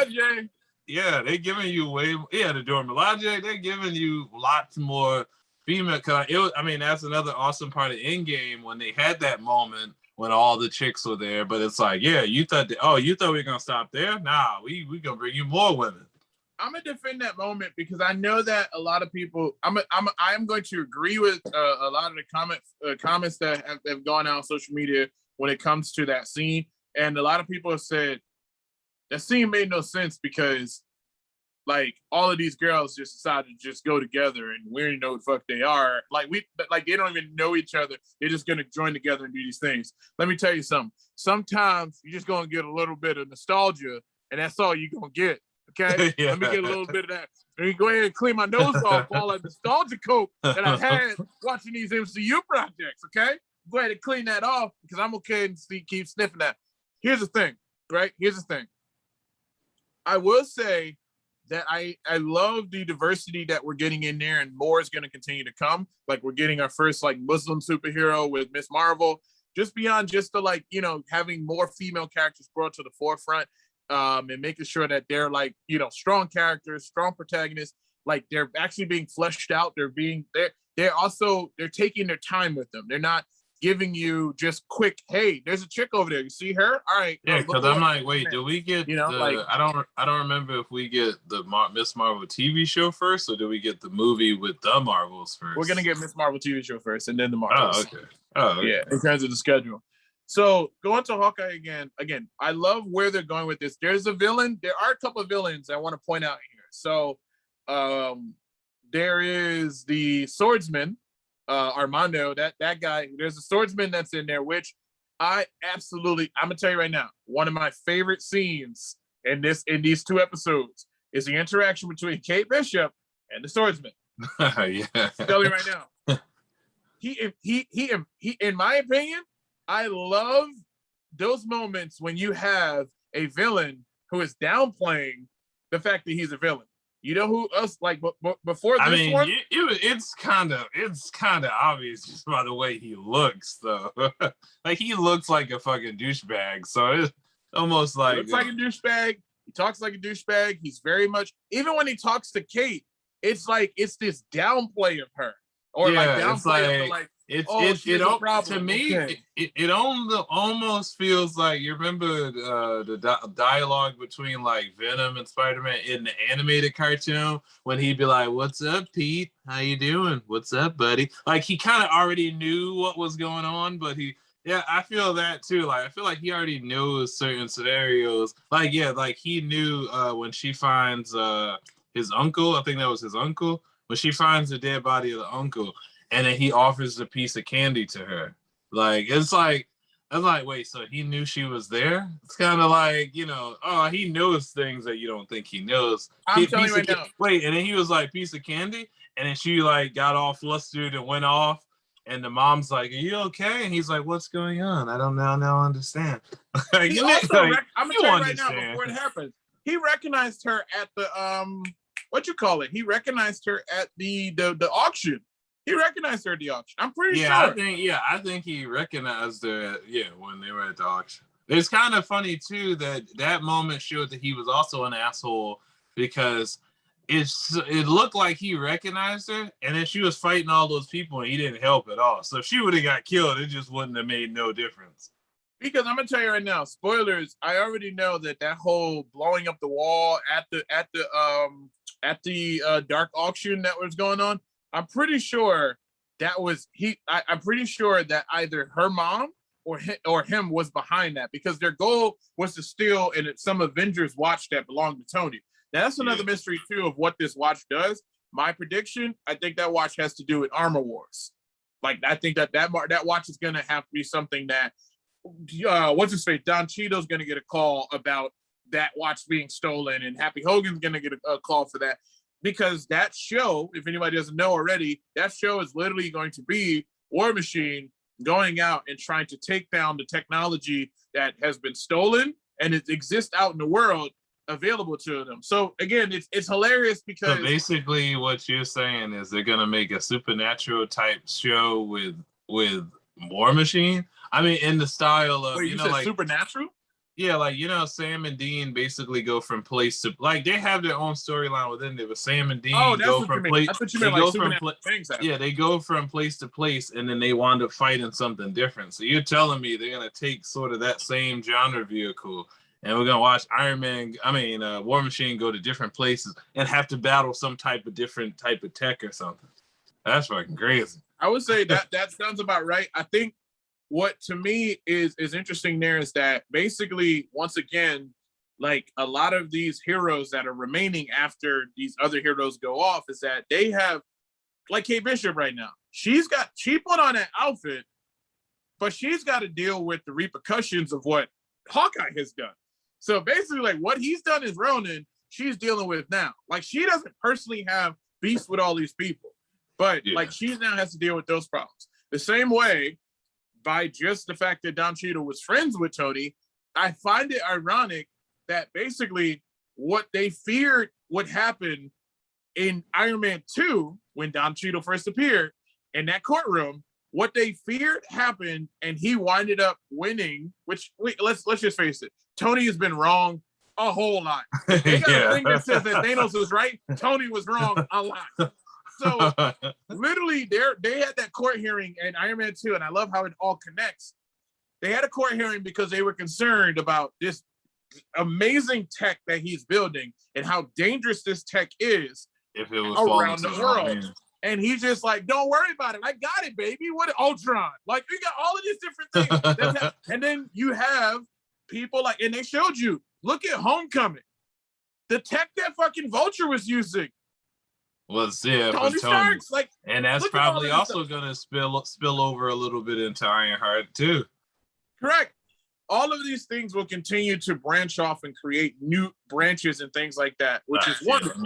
Let me grab my charger. Shit, sorry. Dude, I thought you were gonna do that already. It's all good. So again, going to Hawkeye, I love the scene with Swordsman. I can't wait to see more of him. There was a moment of something that he did that was very significant, which is the Swordsman in his name. He literally likes swords, and he's a master swordsman himself. It's cool because of the fact that you're going to get a chance to see him potentially fight against Ronan with his own sword, because he actually did steal that sword. And I believe that's the sword that he used to actually kill his uncle, which, you know, obviously they showed he had a problem with him already. Yeah, I was saying to our audience here, it literally, I believe that the swordsman was responsible for killing his uncle because he stole Ronan's sword from the auction. He didn't win it, his uncle won it. So he literally probably said, "Oh, I want to deliver your sword." Shank, like, you know, like, oh, which is kind of which is fucked up too. Like, he killed his own family member.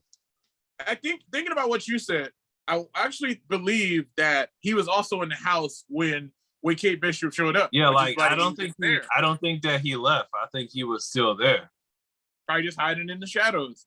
Man, again, I really hope that, like, I'm trying to think of some other thing. There's a lot of and also bravo for the cliffhangers, because I feel like that's going to be a reoccurring thing as these episodes go on, because literally the first episode ended Hawkeye pulling the Ronin mask off and going, "Who the hell are you?" Credits. And then the second episode, they introduced Echo, but they didn't say that that's who it is. She was just still in the room, and then they just showed you her face. Credits. I'm like, yo, I love how they build that suspense of, you know, who are these people? Like, that's fucking awesome. Because you got to think too that there are people who are gonna also watch this show who have no fucking idea who Hawkeye or Kate Bishop are to begin with. This might be because you never know what somebody's introduction into Marvel or the MCU is. They may have not watched anything previously.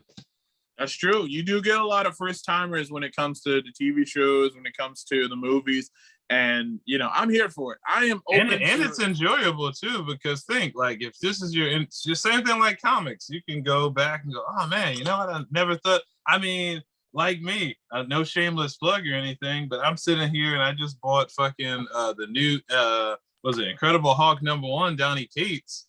You know me, never really been a giant fan of the Incredible Hulk, but I'm like, let's give it a shot. So yeah, I'll give you a quick synopsis of that book. Is Bruce Banner has decided that now that they're split, that he has learned enough about Hulk that now what he's basically going to do is literally he's implanted something in the Incredible Hulk where he literally can control him with thoughts. So now you have Bruce Banner, who's very dangerous and is a scientist, now and angry, and has the Hulk at his disposal, like the actual Hulk at his disposal. And on top of that, the machine that he created, because he's been with the Hulk so long, he's figured out how to literally control the Hulk's rage. So let's say, for instance, you're fighting the Hulk, like in the book, he's fighting against Iron Man in the suit. And of course, like, Tony is fighting in the suit or whatever, and he's just like, "Oh, looks like you might be winning. Let me just turn this dial here up to let me turn the Hulk up to level 2."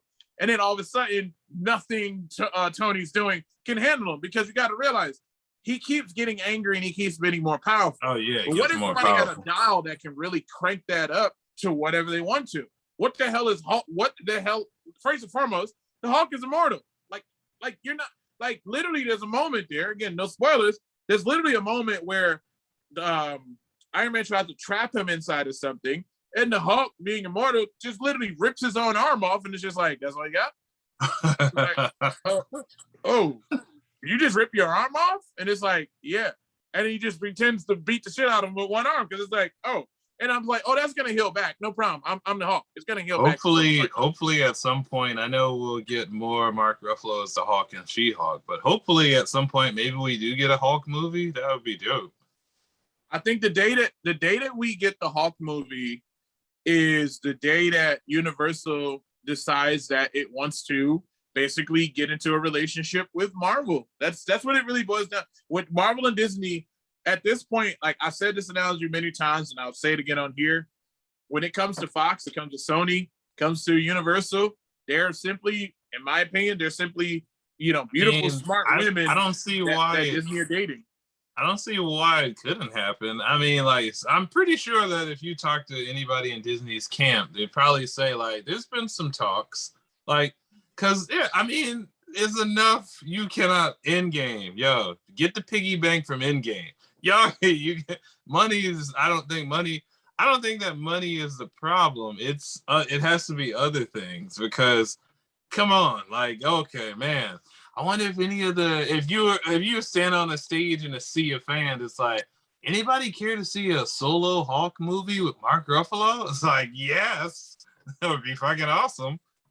I'm gonna write it down for you. There's 3 words that account for what Universal is going for. Here we go. Hopefully you can see this on screen, and I'll say it out loud. Let's see if you can see it on screen. I want you to read it out for me. Here we go. Can you see that? Money, power, respect. Okay. Okay. What you need in life. So the song with Little Kim and the Locks. Okay. I'm gonna break that down for you. Money. Universal's got money. And you know what they love to do with their money? Make more money. So them having that license allows them to keep getting more money without doing a goddamn thing. Wait, how much did Universal contribute to the Hulk being in any of those movies? Nothing. They simply signed off on the dotted line and said, you can go play with him. Just make sure you bring him back when you finish. They literally are like renting their kids out. Yeah, go take him. Have fun with him. Pretend he's yours for a few hours, but make sure you bring him back before curfew. Make sure you bring him back. I don't have to take you to court. Now, here's another one. Power. Power comes into play is the fact that, you know what powerful people love? More fucking power. More power. Literally, what they have over $1 billion conglomerate like Disney is that these guys got all the money in the world, but they don't have the fucking Hulk. That's what they can literally keep saying it to them. You don't have the Hulk, baby. You don't have the Hulk. Which when they made the Fox deal and they got all the different characters back, they're like, shoot. Somebody from Universal was there like, man, that's congratulations on that. You guys are doing great. Take it, man. Now we can get a Ghost Rider movie. We can get all that. Oh, shoot. You didn't get the Hawk in that exchange, did you? Take it easy. No, they're like, so what am I gonna get? Do I go see the cashier for my check for She-Hulk? I'm gonna take care. Do we get that or okay? All right. And then respect level comes in there from that same thing. Respect level comes to the fact that rich and powerful. When the respect part only means that Disney can only talk shit about them when they're not looking. They're in the office like, okay, all right, so possibly a Hulk movie in 2024. Yeah, we'll continue to talk about it. Okay, and then when Disney gets out of the office and they're in the elevator, they're like, fucking bastards. That's about it. Exactly. But the respect factor is they'll never say it to their face because they don't want to end the little bit of relationship that they have that allows them to rent their green little monster to go and play with, their Jolly Green Giant. They have respect for them because they're like, we can't do a goddamn thing about it because if we want to keep having any green character on screen with us. You know why too? Because if anybody at Universal are assholes and they ever soured the relationship that they have with the Hulk, you know what Universal could do just to be a dick? They could make a Hulk movie. Now, I think I'm gonna tell you personally, I don't. You're like, you know what? Let's make a solo Hawk movie with a totally different actor, just because we can, and we want to be assholes. I'm gonna tell you right here and now. The reason that they won't want to sour them, and I'm showing them on screen. The reason that they don't want to sour their relationship is that they still get to do this. Marvel still gets to do this, and at the end of the day. They get to as long as they still keep to do this, and they get a chance to be able to make the comic books like that Donny Cates one you just talking about. They can basically use the money from that to pay these expensive. Basically, again, if you're using the analogy, and I know it's not the greatest analogy, but if they use the analogy of working with their lady on the side, which is Universal, they can afford to pay for her whenever they get the money from the stuff that they do over here. They can go like, well, I got enough money now to go on a date with Universal, so is $5 million gonna work? And they're like, yeah, let me get that money. Come on, baby, let's get this going. Come on, let's go make a move. Let's go do it. Keep it coming. Hey, you're leaving the office. They're like, hey, loving what you're doing with Mark Ruffalo. You know the fact that, again, companies don't spend money on things for nothing. The fact that they're bringing Mark Ruffalo has now appeared in multiple movies. Now that's like conversation that we will never know, that'll stay behind closed doors forever. But remember the infamous scene from Infinity War where the Hulk was running, and then people were like, that wasn't even in the movie. You ever wonder sometimes if Universal wanted to be a dick? They were watching like an early cut and they were like, I don't like it. Wait, what? What do you mean? I don't like it. We don't want Hawk in this scene. It doesn't make sense to us. But we don't cut the scene. We don't want it. And then they just leave. Like, I agree. I get the joke. I don't think they have that power, but I don't know. Like, I don't know how much power they have, but I feel like they probably could at somewhat do stuff like that if they wanted to be dicks. I'm gonna put it to you this way: if you look at the marketing material, which over here to my right here, we have the Hulk. The Hulk is a very tiny character on that Infinity War poster, and the Endgame. Oh yeah, very tiny character. Okay, so I guarantee you, if they wanted to make think about the character posters they made.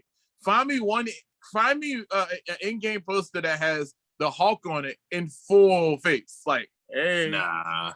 The only character poster that Hulk has a big picture is Thor. Thor Ragnarok. That's it. Any other poster, he's on it, but he ain't that big. Think about that movie too. Think about how much time. Oh wait, Thor Ragnarok and in the first Avengers. Those are probably the ones where you get a solid. What's the name? Think about how much time he spends on screen. That's called money. They counting down. They're saying, all right, so how long are we gonna have him in the movie? Well, we did the math, and it looks like he's gonna probably be in the Hulk. Actually, being green. Being in the movie, he's probably going to be in the movie for about 25 minutes in that form. That's why he didn't. That's why the Hulk hid when he fought Thanos. That's the real reason. Is like, I mean, come on. When you really think about that, how much time did the Hulk spend in Infinity War? First 5 minutes, got his ass handed to him, done. The rest of the movie is literally Mark Ruffalo. Literally. It's Mark Ruffalo, and it was like one or two moments where he changed just to be like, he's like, change into the Hulk, and he's like, no. Nah, they can get past with that. They get a pass with that. Full on green Hulk means money for Universal. That's what that means. Yeah. But aside from that, again, I'm really excited about what they've presented so far for Hawkeye. And honestly, one thing to just to add, it all adds to what we're talking about. It would be hilarious if, since now we're dealing with multiverses, to see Lou Ferrigno as Hawk just one more time. That would be fucking hilarious. I'll pass. Wow. Okay. Wow. Okay, so moving on. I'm gonna tell you why. Let me make sure that the audience knows the backstory. Now wait, before you do this, just remember that we do attend press events, and Lou Ferrigno is at some of these press events, and he still looked like he was recently at Rhode Island Con. He still looked like a balanced breakfast. So I'm just telling you to tread lightly with whatever you're about to say, because I don't want to try to get you out of a headlock or a chokehold. If you see you in person. I can take Lou Ferrigno any day of the week. You come out to lunch? Exactly. Oh yeah. Exactly. I will take him out to lunch any day of the week. When it comes to a fight, I'm a punk. Okay? I'm not fighting. Here we go. So very simply put, it's a very short story. I remember being excited for Comic-Con many years ago. And he was there, and I don't know if he was having like a bad day or something like that, but I felt like he was kind of rushing me along to go through the process. Like, I didn't have anything for him to sign. He had stuff on the table to get signed, and he's like looking at me, and he's just like, do you know what you're looking at? Like, this is like, which picture do you want? Like, let me know which one you want so I can like sign it, you know, and then we can get the picture and we can move on. Like, I got a lot of people here, and I'm looking around like it's just me and him. Like, it's me and him and his handler. And I'm like, well, there's nobody else here. So, you know, I'm just trying to make a decision here. So after a while, I was just like kind of turned off by the experience of him kind of rushing me along, going through the process. And then he literally is just like, do you know what you're looking for or whatever? And I'm like, I do, because like I wouldn't have came to your table if I said, you know what? Let me go ahead and I'm gonna go run to a panel and I'll come back. I never came back. Because to me, so I get it. You really. So you had a sour grape moment with him. You got a moment like I always say about The Rock. So you got a moment that put a little sour taste in your mouth. He goes That's on the same understandable. Charlize Theron goes on with me. And listen, I give you both Lou Ferrigno and Charlize Theron an opportunity to make amends, because I'm a peaceful man and I'm not about, you know, I'm a lover, not a fighter. And I will say that my experience with her wasn't even like really talking to her. She just like disregarded my existence twice in the same day. So Charlize Theron. That's it. Like, you know what? Maybe one day on the red carpet, she could give you a hug and say, look, my bad. That was not intentional. I'm gonna tell her, I'm telling you right now, we ever on the red carpet with her, I will literally tell her. I just want to let her know, hey, 2 times in the same day, it was like fucking Stan from the Eminem. It was literally in the rain twice, because it rained all day. I saw you, and I was the only one on the fucking guardrail standing there at the little press area or whatever, and I had a little Ferosa Funko Pop. I was just like, I really like your movies, and I really enjoyed this movie. And she just said, that's nice, and kept going. Saw her again, and this is where the fucked up part of it comes into play. Saw her again because I was like, I remember I had another movie screening I went to that day, and the movie screening was earlier, because you know normally they're later, but this one was early, and I got out of the movie and I was looking at the clock. I said, oh shit, you know what? I think she's gonna be at the Colbert show tonight. Ran up the street, hauled ass, didn't even catch the train, hauled ass up the street from like 42nd Street to like 50-something street, went like 10 blocks, going up there. Got my Ferosa. All right, so she's gonna stop now. Now I get there. Again, nobody's there. It's raining. I'm like, oh shit. Wait, then I was like, oh yeah, that's right. No. Actually, sorry. I'm sorry. I'm gonna change that. That was actually two different events.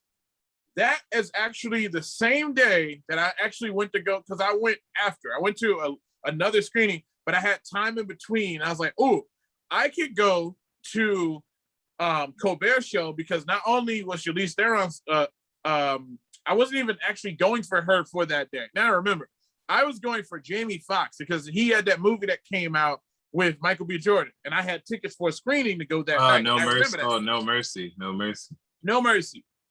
And I went to, was it No Mercy or Just Mercy? I feel like No Mercy is a video game. Oh wait, no, yeah. I think it's Just Mercy. You know what? I think I might be thinking about Cobra Kai. No Mercy. Oh, that's Cobra Kai. Just Mercy. Because I thought he was gonna be there, and I'm like, oh shoot, I know Jamie Foxx is a guy who like stops. I'll take a selfie with him. Be so cool. I'm a fan. I got up there. Nobody's there. Bad sign when the big star is supposed to be there and there's nobody there. So there's a guardrail set up outside. Nobody's there. There's the door right there where the celebrities go into, right on the regular street there. It's not like a back alleyway. It's just a street. You know Colbert show, just like we've gone there many times. Car pulls up. I'm like, oh shit, it's going to be Jamie Foxx. Let's do it. All right. Car pulls up. Nobody's there. So their people are just sitting there. So I go, oh, well, let me help them out. I come from around the guardrail. Knock on the door. Knock, knock, knock. Knock on the door. Nothing. I knock again. Security finally comes, like, who is it? I'm like, oh, there's a talent outside right here, here for you for the show. And the security goes, oh, thank you so much. They said thank you. They came outside, they opened the door. When they opened the door, person stepped out, they had the umbrella. I'm waiting for Jamie Foxx. I'm standing there like, oh shoot. I still got, funny thing is because I've been carrying it around with me, I still got the Farosa Pop in a bag. Now it's in a bag because I'm not looking for Charlize Theron. Out of the car comes Charlize Theron. Now I'm not behind a barricade. I'm standing there next to the security guard as they're welcoming in. And I'm like, oh, hey, Charlize. No eye contact. Keeps just walking. I'm just like, wow. Wow. Nigga, you saw me twice today. Look at my face. Do I look like it's easy to not remember the black kid with the fucking glasses and the afro like out there in front of you? Literally, you gonna act like that's the I'm not, and again, I'm not trying to make this a thing. I'm all about Charlize Theron, but I will say it didn't necessarily make me a fan of her. That didn't. The only thing that would make this even more funnier is if we see Lou Ferrigno again, and it happens again. Like you gonna see him, and you're like, yeah, hey, you gonna make a decision? You good? There we go. I'm gonna tell you something right now. This is the stuff sitting on his table. He does that again, just slapping that shit off the table. I'm gonna just say, all right, you better run right after you do that, because. What I'm gonna tell you is I'm gonna literally be like, yo, where's the nearest exit? It's like, oh, to your left. And then I go running to the left, and it's a dead end. Like, Nick, what the? Why are you going? Because I mean, like, we've met other stars, like even Matthew Lillard. I feel like even if you would have slapped yourself on the table, you still might want to run because he didn't look like he was out of shape. No. Matthew Lillard, we met at Rhode Island Compound. Very cool guy. Very cool guy. Very, very much into his fans. I love that. Listen. Yeah, he was very, very Guess much what, into guys? his fans. We know you're actors, so we understand that there's a possibility that you can fake it. But damn it, lie to me, Gina. Lie to me. Yeah. Like, Jesus. I still like, want to, I mean, maybe I'll give Lou Ferrigno the benefit of the doubt. Maybe he did have a bad day that day. Because I'm like, I'm gonna tell you what's going on right now. Ronnie don't want to get punched in the face by Lou Ferrigno. That's what he's like, Louis? No, not at all. I'm just like, I do have him on my list of people I want to get signed, another sign popped by. So Oh wait, what's funny? Like, yeah, I'm just gonna bring up my side moment. I do have Inosuke on the way signed too. Where'd you get that? I got Chalice Collectibles on their Black Friday sale. I was like, now that I feel like a lot more comfortable with, shout out to Chalice Collectibles, fucking dope shit. But now that I feel a lot more comfortable with buying like certain autographs from different websites, like I know that, okay, we've been to enough cons and stuff to know that, okay, I know that some of these companies actually are getting time with this celebrity to sit down and, and sign this stuff and get it signed. So I'm like, and Chalice, I've been buying stuff for them for a long time. This stuff is legit as shit. So they had an Inosuke signed one with certificate for only like $70. So I'm like, cool, good deal. But I feel like you can't beat that. You can't beat that with a stick because I'm like, dude, you just saved me the trip of a con. I have to go to. I'm like, I would have spent $50. What I would spend about $50 on it. And then I would spend like 10, 15 for the pop. So you just saved me a trip of going to a con and waiting in a long line. That's the beauty of it. Like if you do decide to go that route.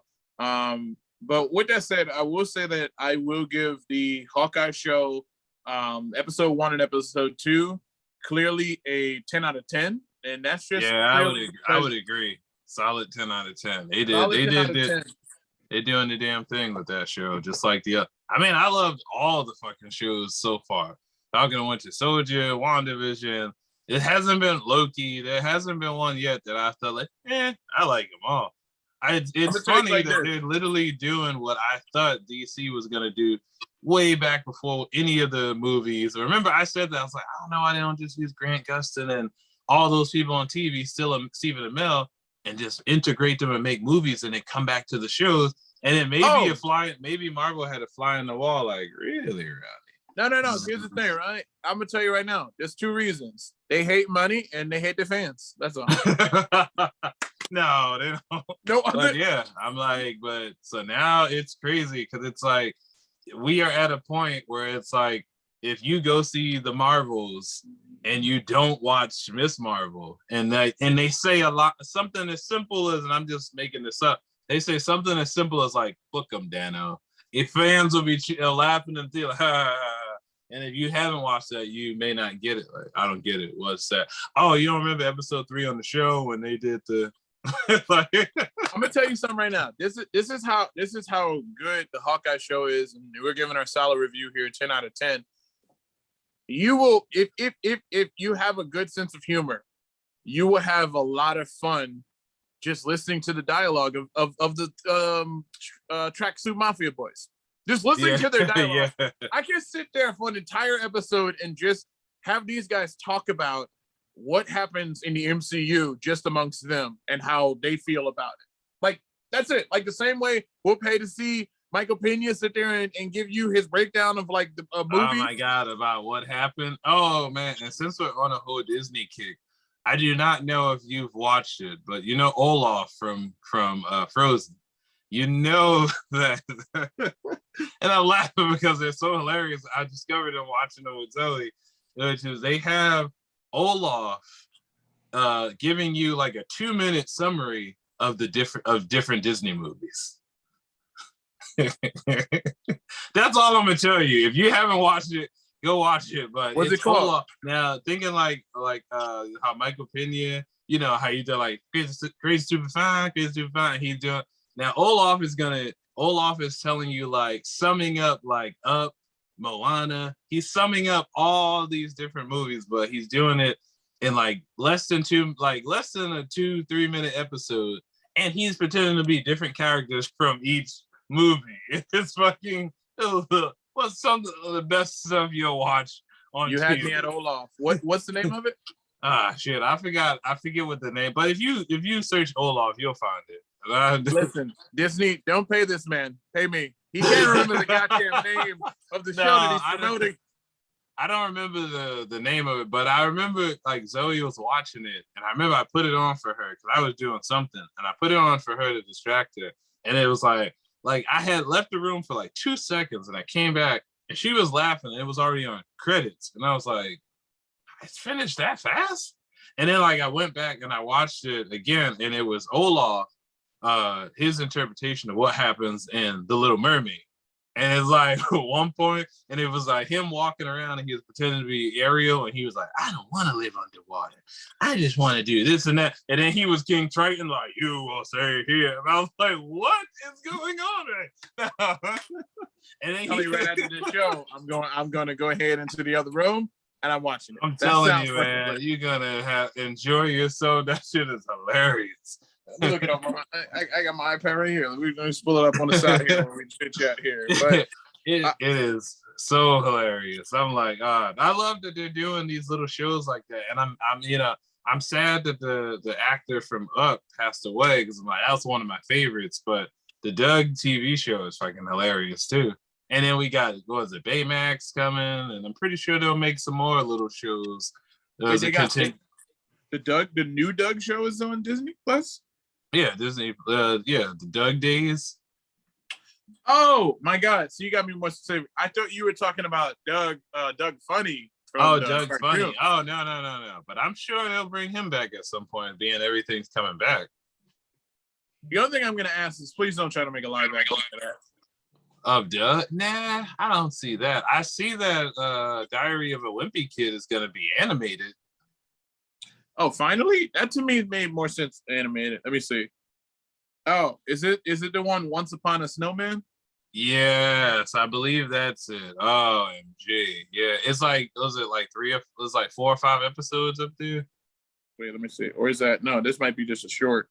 This is only 12 minutes. Now, I don't think that's it. Wait, I got, no. I know what it is. It's Olaf Presents. Olaf Presents, that's it. Yeah, because it's like 4 or 5 episodes. For Little Mermaid, Moana, Lion King, Aladdin, Tangled, and there's a compilation of a couple different ones. Yeah, Olaf like Presents. If you watch Olaf Presents, that you want to laugh your ass off. It's literally him. It's like, and Kristoff's horse. Was it a horse, reindeer? Whatever the fuck he was. The reindeer, yeah. No, the reindeer. Because it's just Olaf and the reindeer. Because he uses the reindeer as a prop to be like different characters when he's doing the. But it is fucking hilarious. What I want to deviate in just a second before we get to the last segment of our show, which is the review of the latest episode. I believe is episode 6 of the Child's Play. I'm sorry, wrong name. Chucky TV show. That's Child's Play is that garbage that they made with Mark Hamill. Shout out to the GOAT Mark Hamill in voice acting, but that movie wasn't for me for sure. It was not Chucky, the Charles Lee Ray that we're getting right now. I wanted to deviate for a second for something that we didn't get a chance to do for this episode, but I think it definitely should be there. Mail call, baby. Look at that mail call. Mail call. So, mail call for this week for me is another Diamond Select. I want to let you guys know, if you haven't already, go out to your local Walgreens like I did, and or you can actually order this on the app. This is only $10. Nice. So you get this beautiful Bruce Lee here, and of course, if you have some Walgreens points, wink, wink, you can get it for a little bit cheaper. So I was very happy to get this because it comes with him with the stand. It's got a whole bunch of points for articulation. If I'm not mistaken, what they mentioned on the website is it has 20. Oh, it's on the back of the box. That's 25 points of articulation. He comes with that cool pole. Nice. Now I would love to, because what I'm going to try to do with this, guys, I'm going to try to see if I can try to do some customizing on it. What I would love to do in terms of putting him in my display, because I'm not a box collector. Sorry, guys. I'm not like Ronnie with these fancy boxes. No, that's just me collecting things like the 4,500 piece of the Diana Princess collection from Zack Snyder's. Oh, see, here's the thing, right? This is what they didn't tell you. They made 4,500 of those stickers. But they made 2,000. They made 20,000 of the fucking toy. They suck you guys. So yeah, again, like I said, I'm gonna try to customize this guy and see if I can put some of the little red marks on him from Into the Dragon to make it look like he had a fight with the guy with the claw. So yeah, that's my first. I actually only have one, and it's ironic because it relates to what we were talking about before, which is from Whatnot, I got this wonderful Professor Hawk chase. Woo! Oh, that's nice. How much you pay for that? It was at a steal. It has some damage to it, so it was like, I want to say like $20 or less. Now, which chases normally are way more than that, but it has like, it's like the box on the back is like a little dented, and then I think like the plastic is a little loose. But hey, put this puppy in a fucking plastic protector, and you got yourself a granddaddy chase. The glow is actually dope. I wish I could show everybody the glow. The glow on this is pretty dope, but it's ironic we were talking about the Incredible Hulk, because I'm like Hulk. That's a good idea. My last one here is another Marvel one, which is an Iceman from the Age of Apocalypse series. I love this particular one just because of its translucent nature. He, to me, actually looks more like Glacier from Killer Instinct as opposed to Iceman. He comes with some pretty cool like claw hands. It looks pretty awesome there. He also comes with the build-a figure of the Age of Apocalypse Colossus, which is a cool looking toy. Which I'm considering actually collecting this entire series, because again, I opened the box up, building that Colossus, because Colossus is a character I don't have in my collection. I have a personal X-Men collection from Marvel Legends, and I'll tell you right away why he's not in my collection just yet. He's about $50 by himself, loose, and then in a set, with Juggernaut, the 2-pack set, the average you might find it on Amazon for about $80 for the 2 of them, or maybe $100, depending on who you get it from. You could be like me. I collect in-box and out-box. I got my Maka here from Soul Eater. Got her for a great steal. Got her for a great steal over price. I'm gonna tell you right now, I do collect outside of the box, but here's the thing. I'm a bit of a perfectionist when it comes to that. I know for me personally myself, when it comes to Lucy's, let me show you like one of my Lucy's here, right? That's what I call loose toys, Lucy's. See this here? This bad boy here, this little Toy Biz Spider-Man here with the little, let me show you his little arm action, little oh shit. There we go. He throwing them hands. He throwing them hands. Look at it. Now, what you can see here, this is a 1992 X-Men here. I'm sorry, not X-Men. Spider-Man here. Very, very exclusive guy here. He's a part of my Spider-Man collection because Toy Biz Toys are just amazing in their nostalgia or whatever. Not so much in the articulation department, but very much in nostalgia. But me personally, what I do with these guys, except drop them like I just did, I actually go through and I not only give them a nice little sexy fig bath, but I also give them like some re-oiling treatment. I repaint them sometimes, and I actually go through and buff out scratches and scrapes on them as well. Why? Thanks. Now, here's the thing.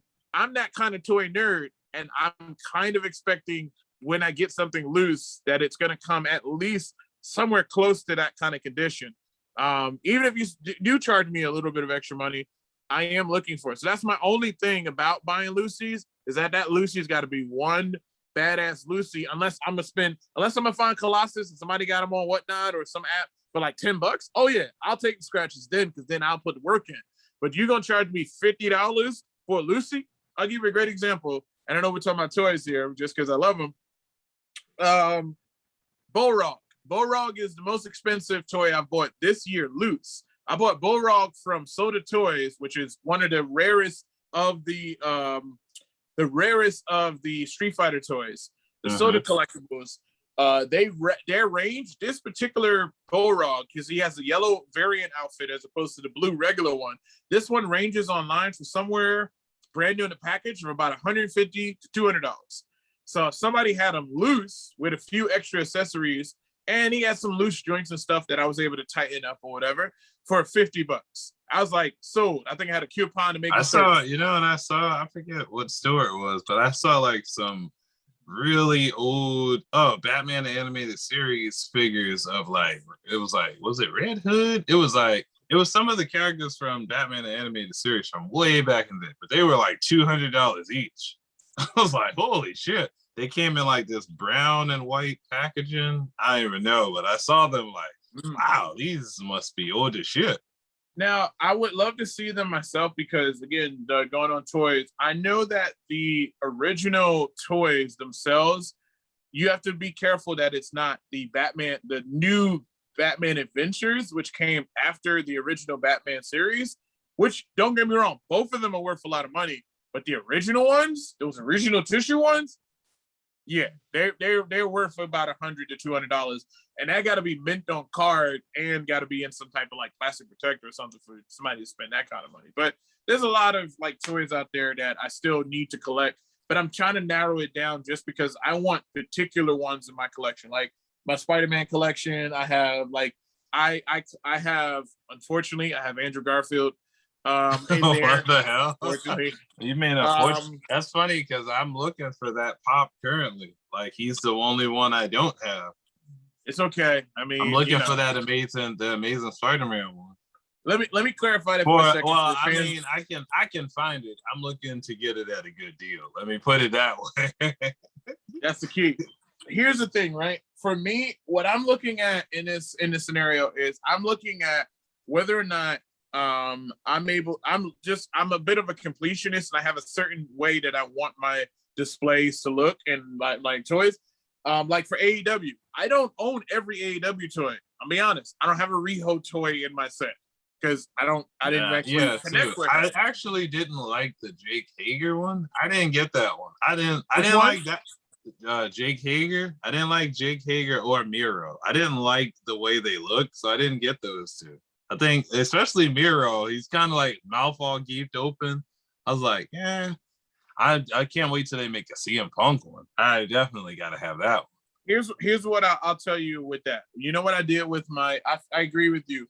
You know what I did with my Miro? With my Miro, I replaced his head with a Rusev head, and it was done.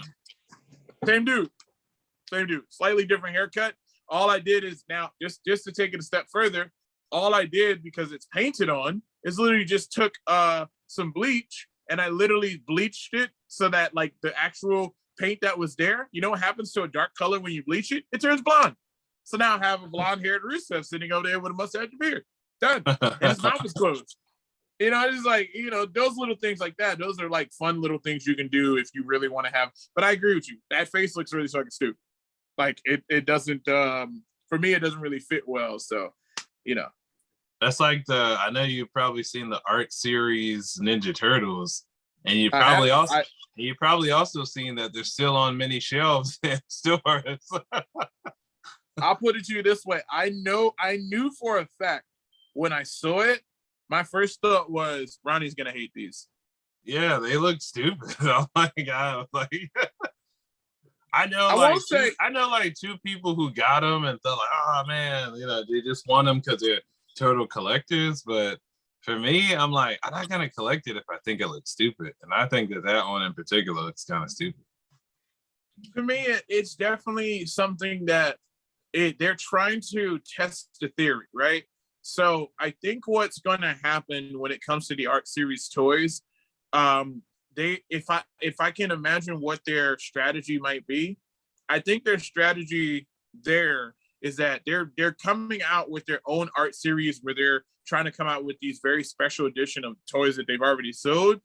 But I think that we're going to have artist series ones that come out, and now let me tell you this. Would you buy a Batman Jim Lee artist series toy? Oh yeah, I have some. I don't have them in front of me, but I got some Batman art series ones that look freaking dope. Like it all depends. It all depends on the mold and how it looks. But I feel like for the Ninja Turtle one, they didn't do so well. It's kind of like some of those street ones that they made where I'm like, with the graffiti, I'm like, it doesn't look like anything. Think about this too. Think about when in the future when you get people to be able to do that kind of thing. Like they already have their own DIY versions of it, custom ones that people make. But when you get it professionally made, now you start to get people interested in something like different, something that's going to be unique. Like I remember a Sonic that I recently acquired that is an art series from Sonic, and it's literally a 30th anniversary. It's a white Sonic, but all of the color that's on him is literally all of the colors of him from all the video games. So that's cool. What fills in the blue color of him is that there's little Sega Genesis little screenshots. Kind of sucks they didn't make I was hoping that they made either a pop or an action figure in general of Jim Carrey's version of Robotnik, because I just thought he was hilarious in that movie. And maybe maybe I have to Google. Maybe they did, but I haven't seen anything. Let me ask you this: how many Jim Carrey Funko Pops are there? There's Dumb and Dumber, Ace Ventura. That's about it. Yeah, that's about it. There's your answer. I don't think that they're sometimes when it comes to certain characters, I think that there are certain, and I think the only reason that those particular ones get a chance to make that is because there may be situations where they don't have to talk to Jim Carrey about it. True. There may be one of those kind of things. I imagine that to pull Jim Carrey out of retirement and go do Sonic, I feel like he probably has some rights and stuff to the likeness of him being used for the purposes of this game. And then you got to think about it this way. He's also got to split that money because he's playing a character that exists already. It's not like he's playing Dumb and Dumber and what was the other one? Ace Ventura. Those are characters that don't exist they're their own franchise. Yeah. Sonic is a franchise that already exists, and there is already a Dr. Robotnik or a Dr. Eggman that exists already. So if they make him, now it's like, oh, I'm playing a live action version of him. How do we split this money? And Sega's like, I ain't splitting shit. And they're like, okay, fuck it. We're not going to make it to it. So it's like. Yeah, I guess so. Yeah, that's true. Because they're like, we already got Eggman. So why do we need to make him? No, I feel like money-wise, Funko's like, let's do it. Let's do it because do they have a Sonic from that movie as a Funko Pop? Actually, no. They never made one from that movie either. So what it tells me is that they made some type of agreement already with Sonic with Sega that says, "Oh, hey, by the way, we dictate when you get Sonic, bitch."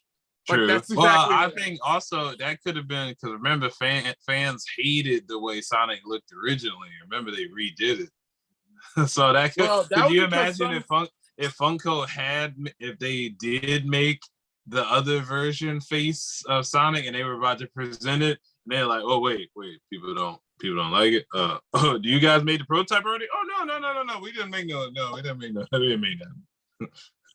You see what I'm saying? Like that to me just makes sense because, yeah, that controversy behind how it looked made it so that, like, I'm pretty sure Funko was like, we're actually not interested in making Sonic into the movie version. And you know what's funny, fans, and we the fans truly do hold the power because we came together and said, "Oh hell no!" And enough for the studios to go, "Okay, let's go back to production, guys." Enough to spend millions of dollars to get rid of those teeth and make him look like a regular, like, to make him look a lot more like the fucking cartoon and comic book version we love. Speaking on Sonic for a second, there's I read somewhere there's a new Sonic character coming out, like a new bad guy that's green. To the comics? Yeah, to the comics. I think either next week or soon. I forget. It's gonna be a first appearance. On the cover is Sonic like bear hugging the person and the person like trying to get through, but it looks very similar to Sonic, except the person is green. I forgot. I'll send you the picture if I find it online. Okay. I'm pretty sure it's probably in that Key Collectors app. Oh, yeah. I'm pretty sure it's in there. Shout out to those guys. Key Collectors. This is no, like, it's definitely, as you already know, there's no sponsors here. We're just, giving you guys the nerdy all the time and coming straight from the heart, of course. Our last segment of the show here we're going to get into is going to be a quick review of the Child's Play episode 6, I believe, which I know the names for these episodes. Have you been seeing the names of these episodes? No, that's the funny thing. I didn't know that they had names, so I haven't paid attention to that. They all have some very interesting names in which they are puns of different movies. Like the last episode was actually entitled Cape Queer. Okay. Yeah. Oh, wow. Like, I didn't even know that. Okay. Yeah, of course, because it's Chucky, so they always got to spruce it up there to make it. That last episode was fucked up because the black kid, I forget his name. I only remember Jake's name, but the other characters, I don't seem to remember their names. But I want to say his name is like Delvin or something. Yeah, the black kid's mom died horribly at the hands of Chucky, which I thought was one fucked up because she didn't believe, it's always those characters that don't believe in stuff that's going on, and she just thought that Jake was doing everything. And finally, like, there's a scene where she goes and Chucky like jumps out the closet, scares the living shit out of her, and then he's like attacking her, and she tumbles down the staircase in the house and fucking horribly breaks her neck. Like, her head was like twisted backwards. I was like, oh shit. It definitely happened. There's no. And then in that same, what was it? And then I think in that same, was it? I don't remember if it's the same episode, but the other kid, Jake's cousin, did his mom die in that same episode? Yes, in the beginning of that episode. Holy shit! So he like killed off the parents in that same episode, which is nuts. There was no doubt that they're not saving anything at this point. And then in this episode, Chucky finally broke through to one of the kids and Jake's cousin, and he literally got this kid to fucking kill his own dad. Like, he manipulated him enough to make him think that he was responsible for his mom's death, and he used fucking Chucky to beat this man to death with. I was about to tell the audience how he did it, sir. Yeah, he literally used Chucky doll to beat him to death, and I was like, wow, Chucky doll must be really goddamn hard. Like, wow. Yeah, I'm pretty sure the head is pretty solid, but I also thought it was funny that Chucky didn't come to life at all, and he allowed this kid to fucking kill the guy. They actually showed a scene where he looked like he was having fun being the physical like weapon. Like, he literally used Chucky as a weapon to kill this guy, which is very weird to me. I'll say what's weird to me, I know that they're twins, but what's kind of weird is it feels like that same guy, I forget the actor's name, the same guy from Final Destination. He seems to have almost played the same character twice. Like, he played his brother, who is a drunk and like not so great to his kid. And then his brother was literally like got him drunk and not to, so he got double. I guess he got double paycheck or one paycheck to basically play the same guy twice. Play the same guy twice, basically. It's kind of weird. And then he died just as horribly as his brother did. His brother got fucking electrocuted, and he got beat to death by a doll.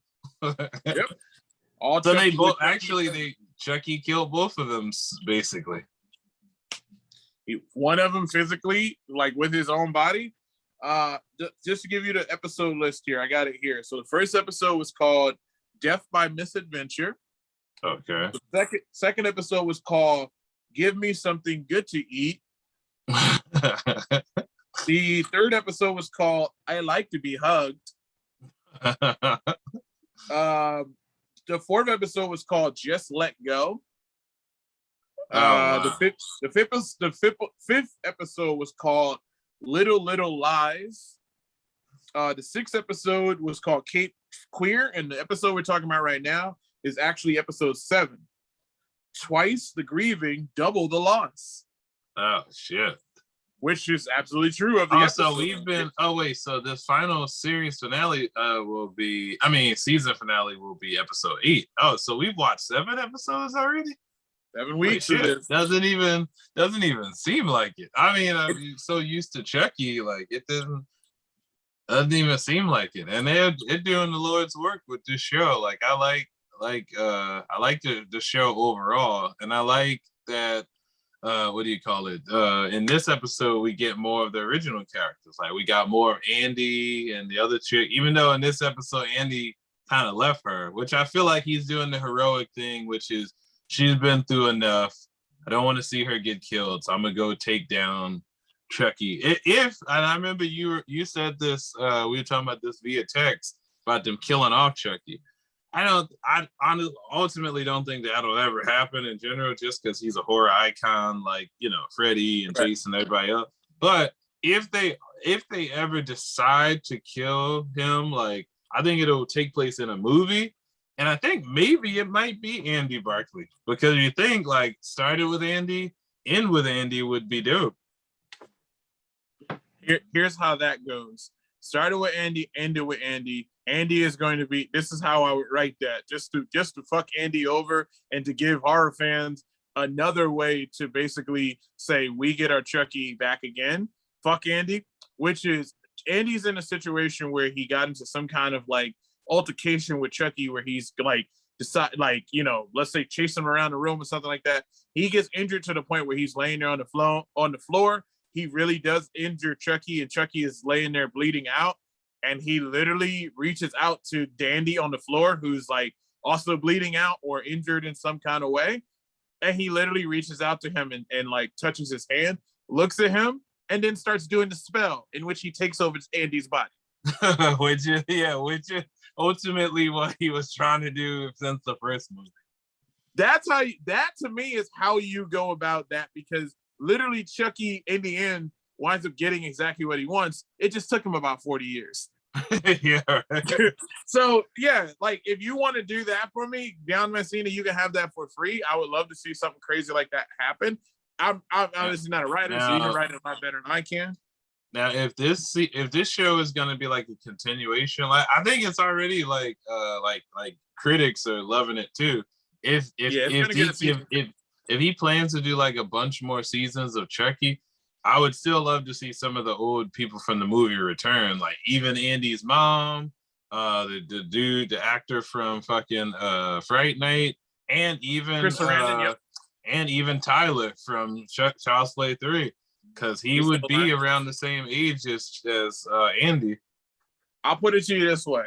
I'm gonna tell you exactly what I felt like happened in the last episode when it came to him leaving behind his former babysitter, Andy leaving her at the gas station stranded. What I saw from a storytelling standpoint was like, oh, look at that. He's leaving the ex machina right there.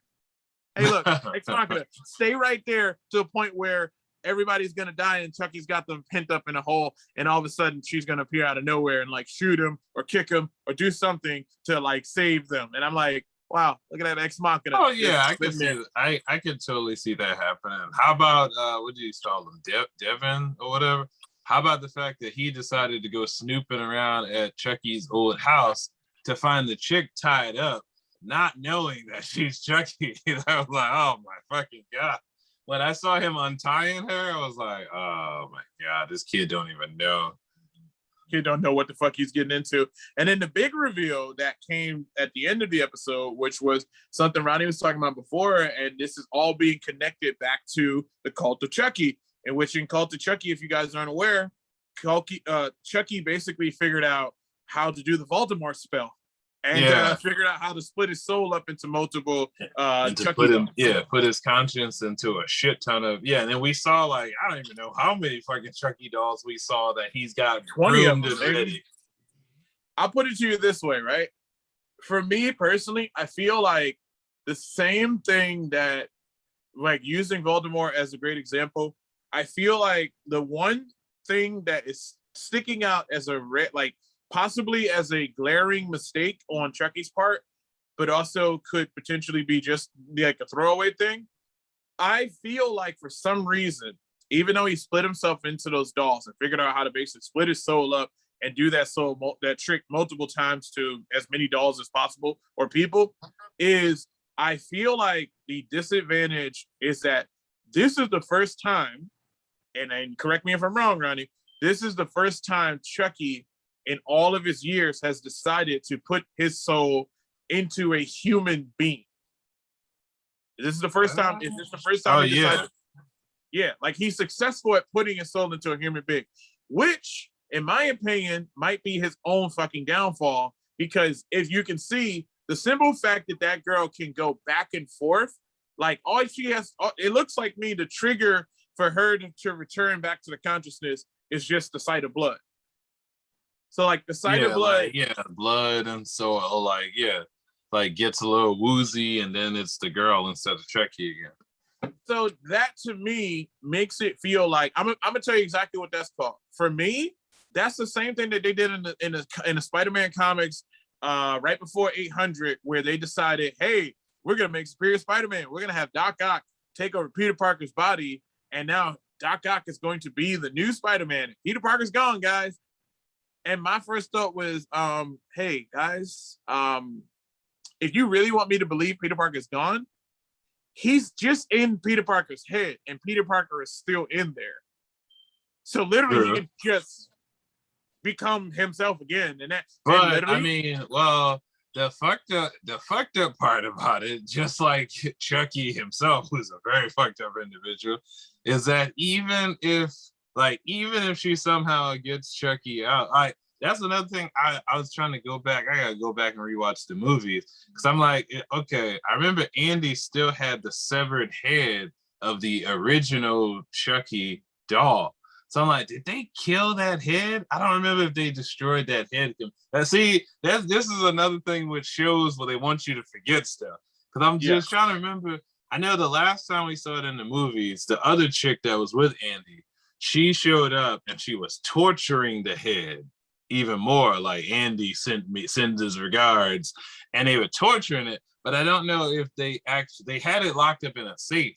So I don't know if they actually got rid of it or did they just torture him some more and put it in there. Because then think about what you said. Okay, let's say they destroy all those dolls, and if she's able to get Chucky out of her body, yeah, we saved the day. But then camera pans off, and then somebody finds that Chucky head in that safe.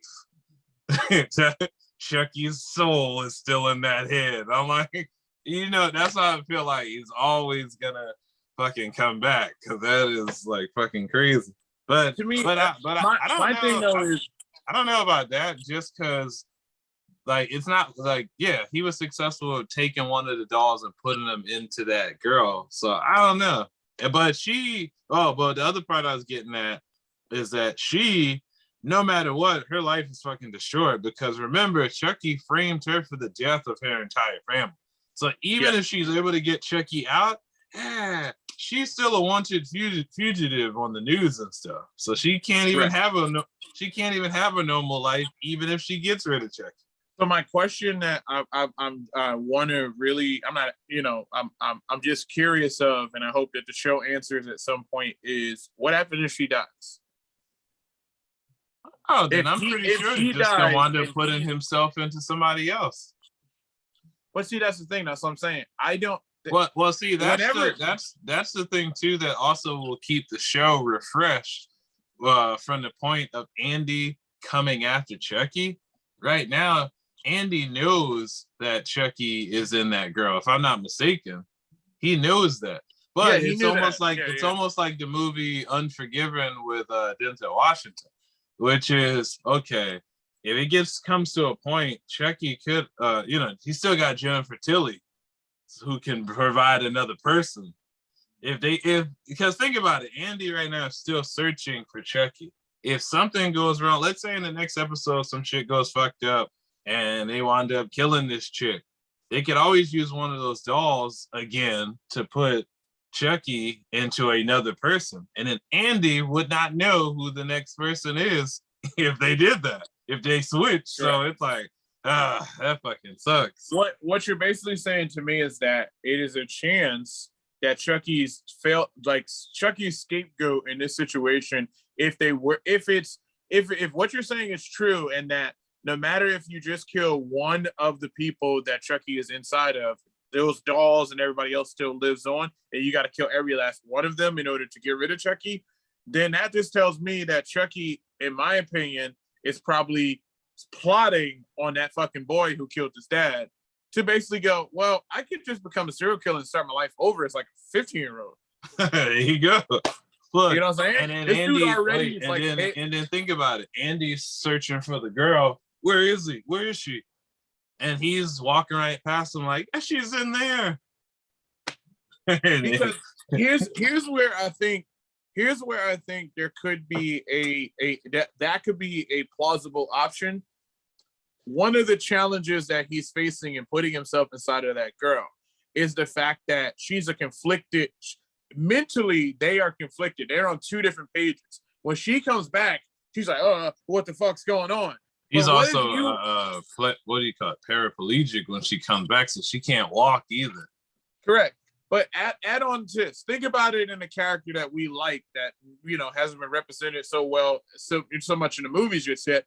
Venom. Venom is at its most dangerous when Eddie Brock and Venom is on point. When they're on point and they're of the same mind, very dangerous, almost unstoppable. Same thing I would say for Charles Lee Ray and some kid who believes killing is okay. So it becomes a thing where it's like, think about it like this. What does that kid have to lose? He just murdered his dad. His mom just got murdered by Chucky. What does he have? Not to mention for a deranged serial killer, it looks like everything that has been transpiring for all the episodes is a plan set forth by Chucky in the first place. Because remember, even when that kid killed his dad, he said, "Congratulations, kid, you're a natural." And he was saying, like, you put the icing on the cake to part of my plan. And then they showed, that room with all the Chucky. So it looks like Chucky has some type of plan going on anyway. So I'm pretty sure he is. And if you think about the movies, think about how many times Chucky has died in the movies. This is why I say he won't die. I am 100% sure that Chucky has already thought of an exit strategy in case some shit, all these Chucky dolls get burned up, or pretty sure he already has an ace up his sleeve to keep himself alive.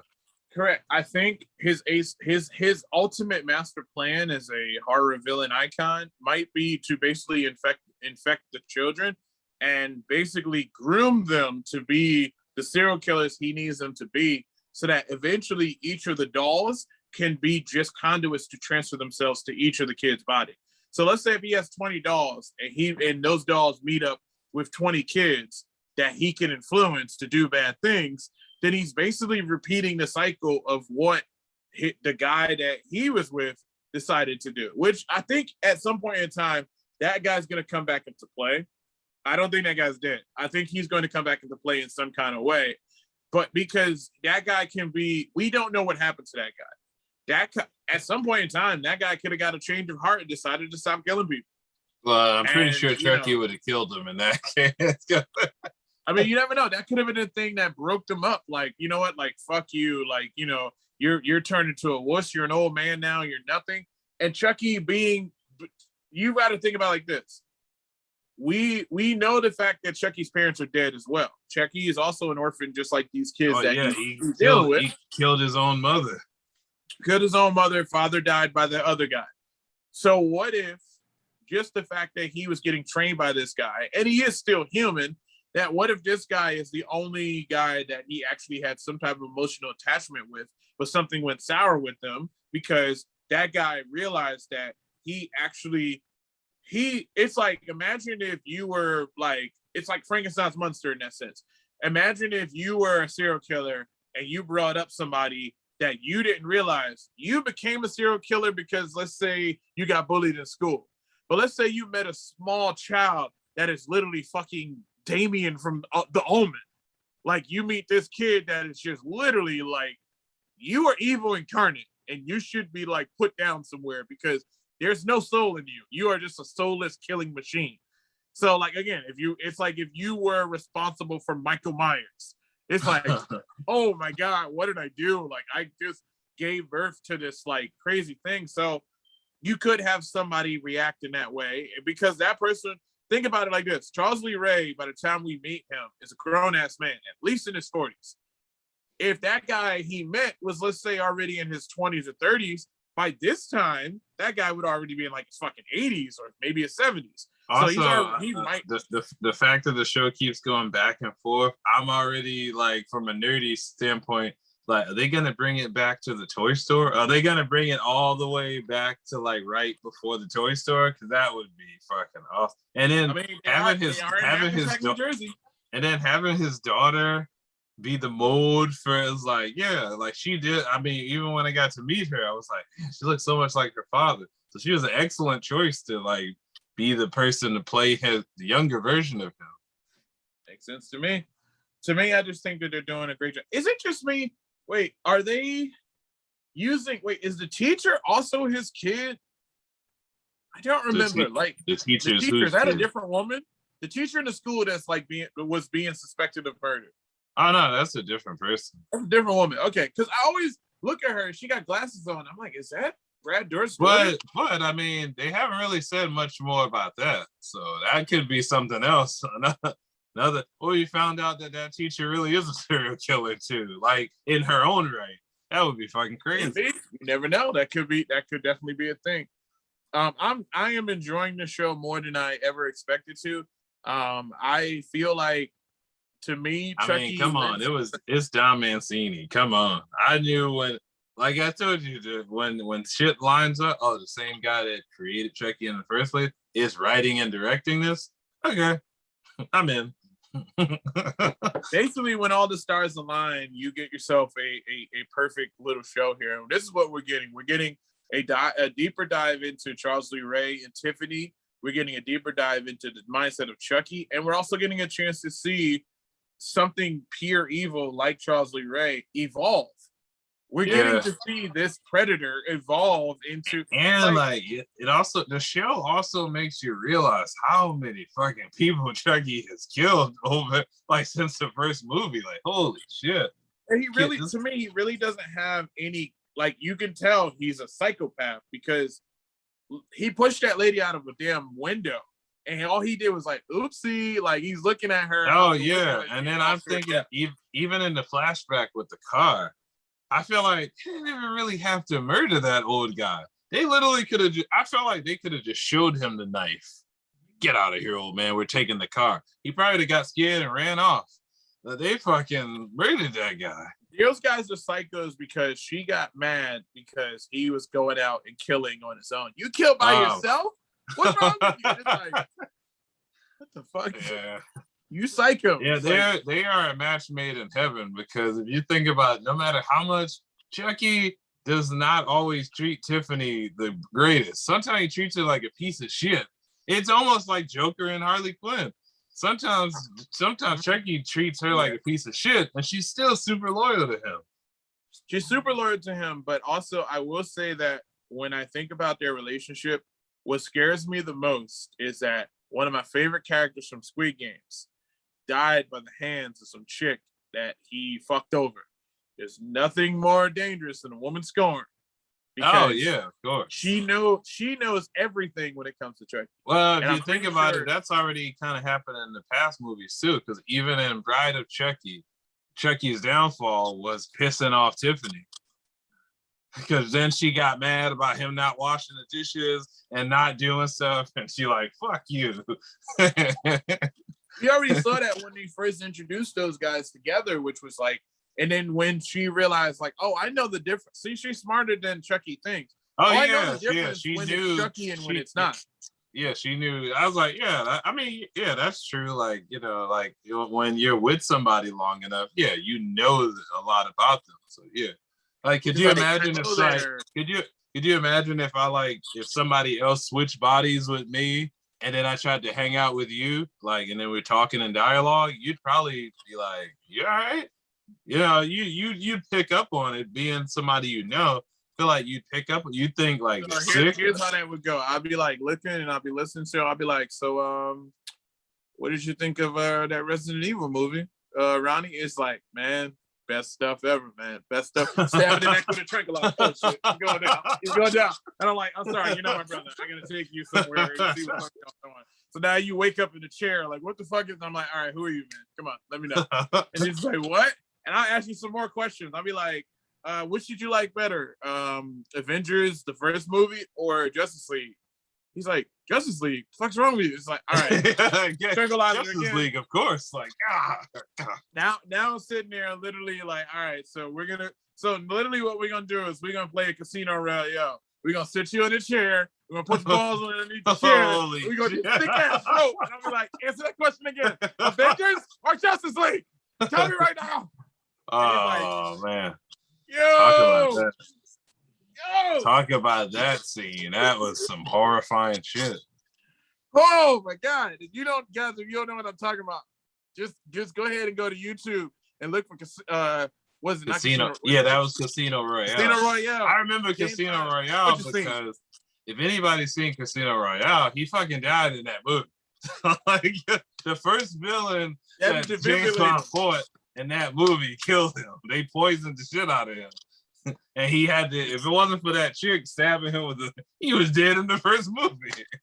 No fucking jokes, man. Like, Daniel Craig, love him, man. I salute him. I know he's going off and leaving the franchise into someone else's capable hands. We'll see who it is. Hopefully we get Idris Elba. Finally, it's Bond next. No, not gonna happen. Nope. No. Nope. I want it to happen, but I don't think it's gonna happen because they're like, you're not British anymore. We saw you in Suicide Squad, you wanker. You know who could be the next James Bond? Nick Cannon. I'm gonna need you to go ahead and stop smoking whatever crack that you're smoking. It's not good. Yo, Nick Cannon, where that drum line 2 at, baby? We need that drum line 2. Look, same place his hairline is gone. But you know what? I don't think that would never happen because now they can't afford Zoe Saldana no more. Yo, real quick, I want to give this quick little plug to the best movies I've seen over, because we had a ton of movies that dropped for Thanksgiving. Thanksgiving was great.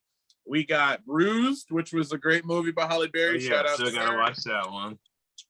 We had Cowboy Bebop, which I'm on like maybe the 4th episode.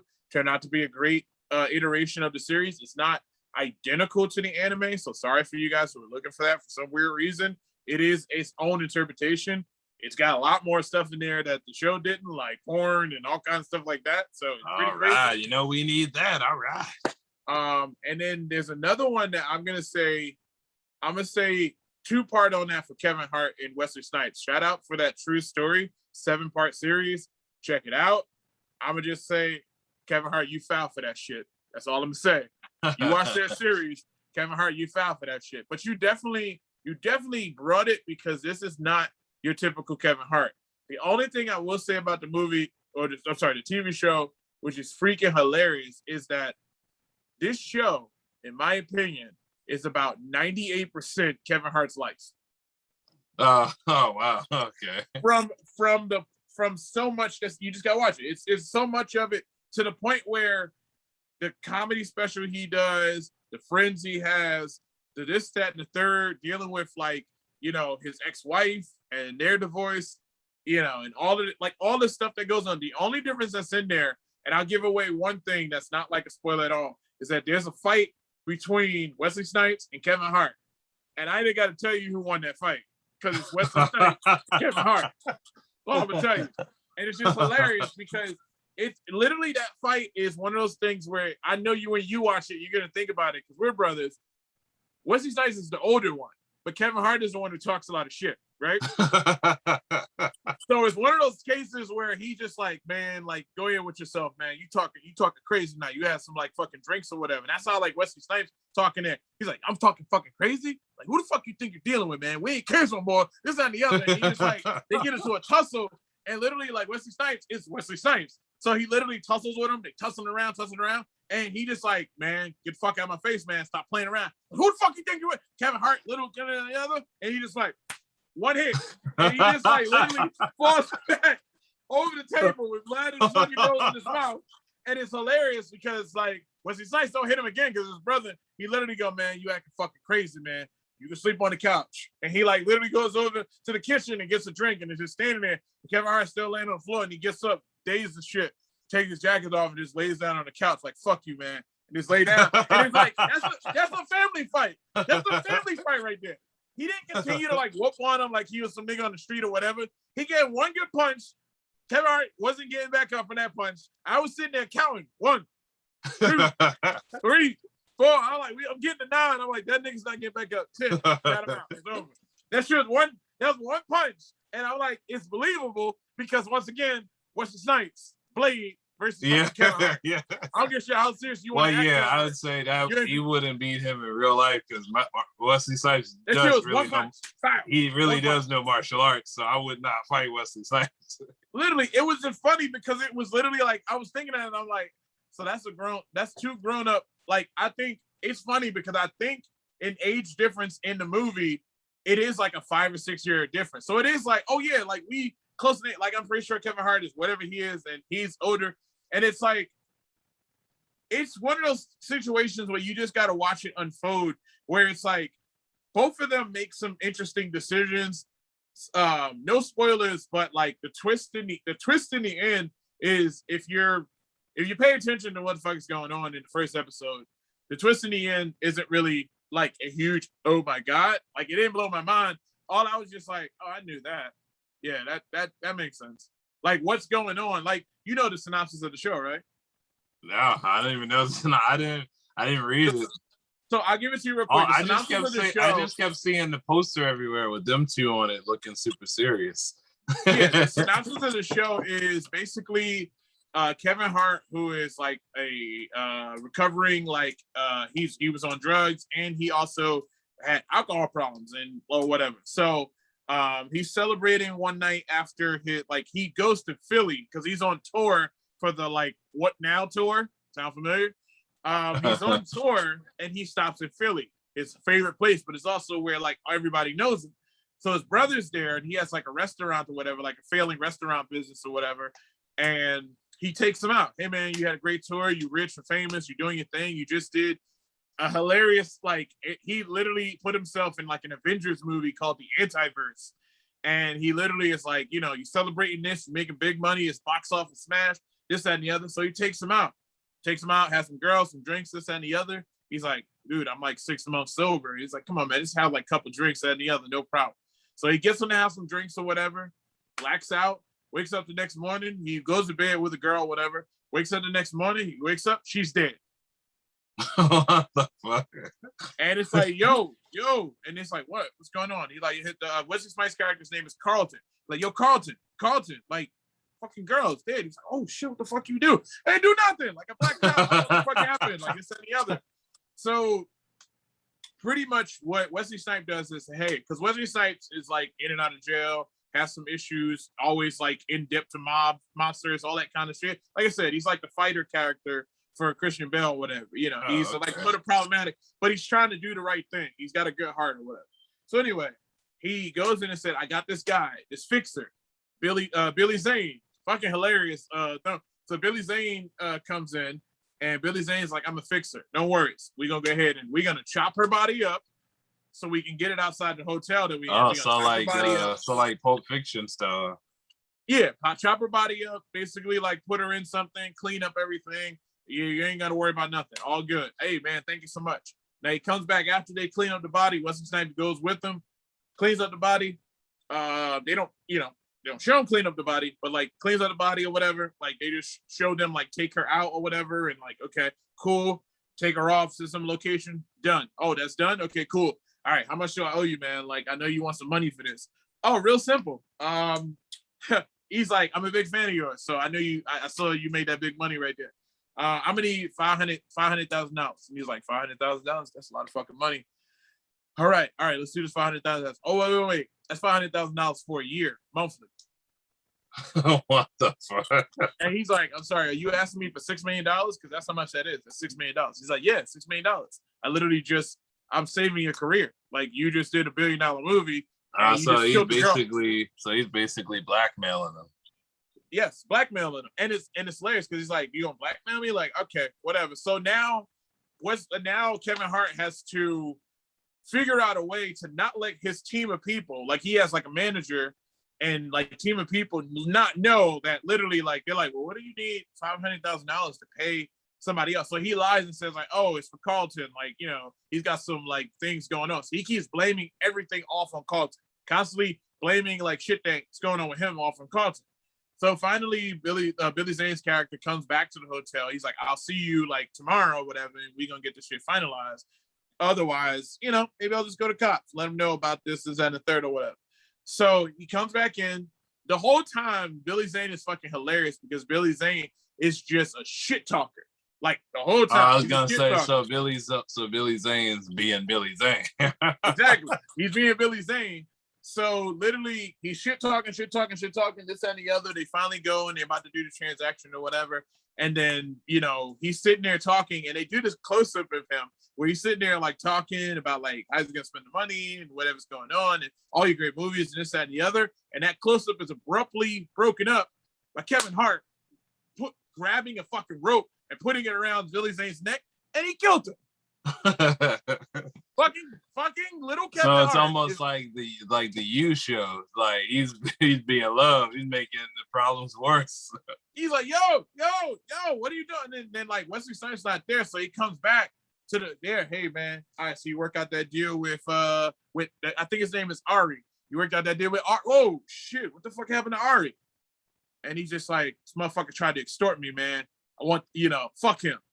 And he's like, what the fuck? We just cleaned up one body. What are you doing? Are you fucking now they got to figure out next couple episodes, now they got to figure out what to fucking do with this body because they're in a hotel, this, that, and the other. So now you got to figure out that body.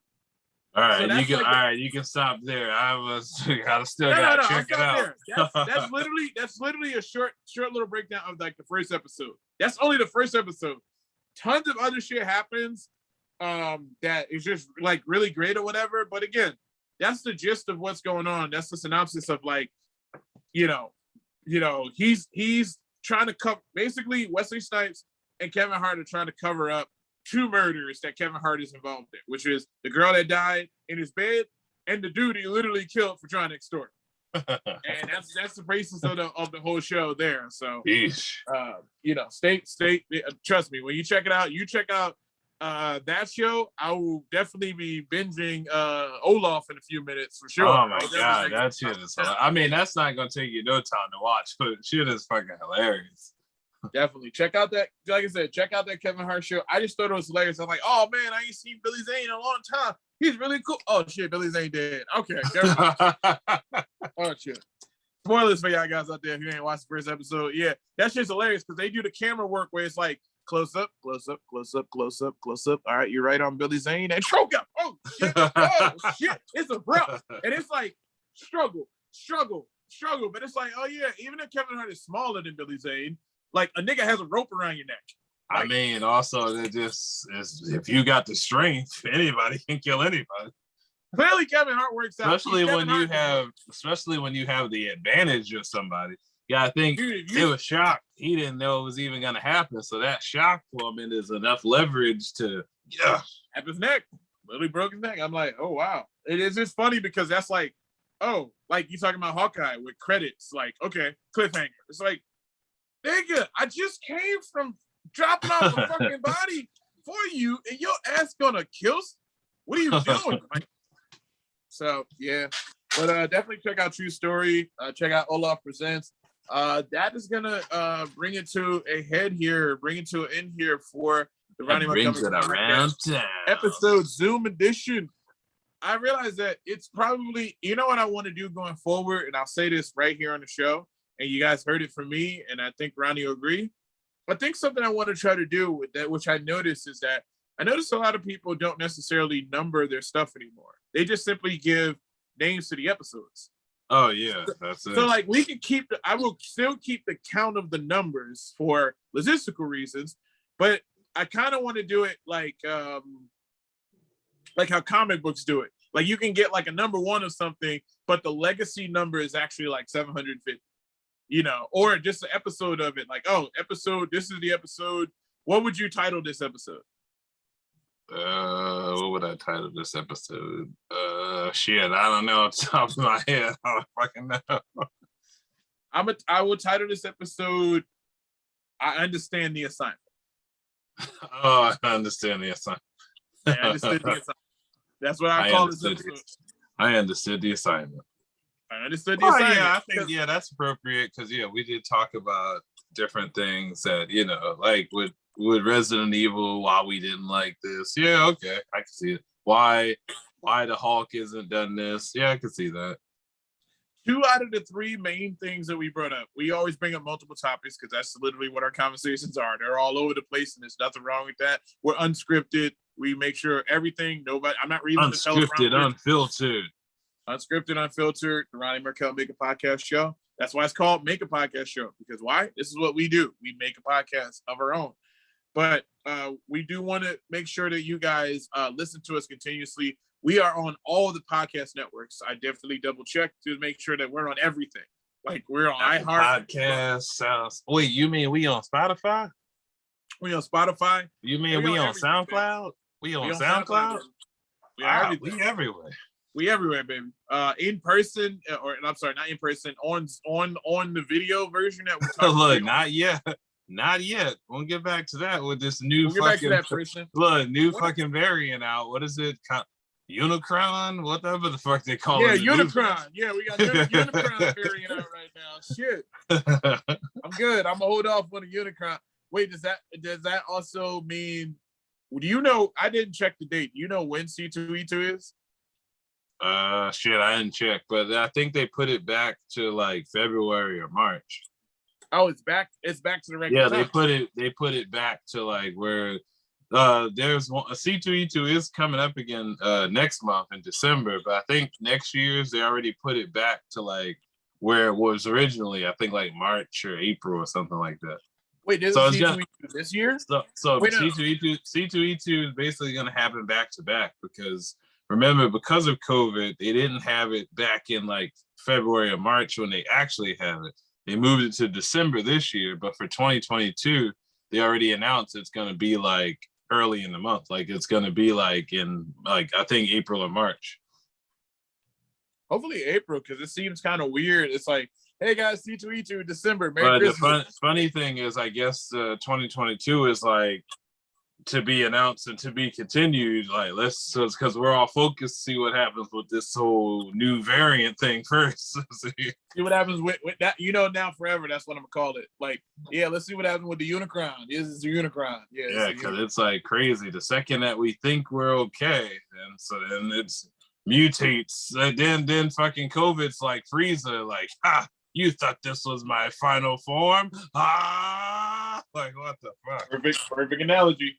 I think what it really boils down to is, hey, regardless of the fact that it's safe to come back to certain situations with the vaccine or anything like that, please stay safe, please stay social distance, and keep in mind, we never got out of the pandemic. Yeah, right.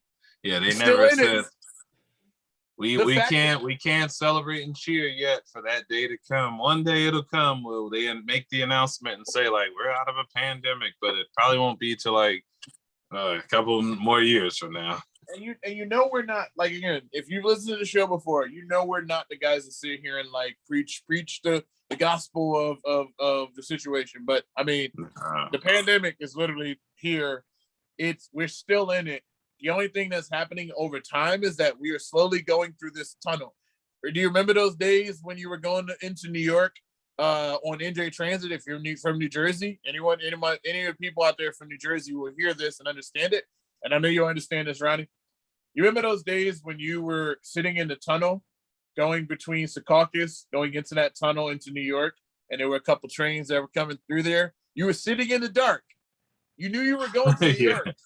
And you were slowly trekking in there. You went into the tunnel fast, but yeah, literally, you're just going through that tunnel. And at the end of that tunnel, before you can get off that train, you're slowly trekking in, and you can see all the other tracks of what's going on. You see other trains, you see all these other things, but not until that shit comes to a full stop and the doors open up, you can safely walk upstairs. Can you actually say that you're officially in New York?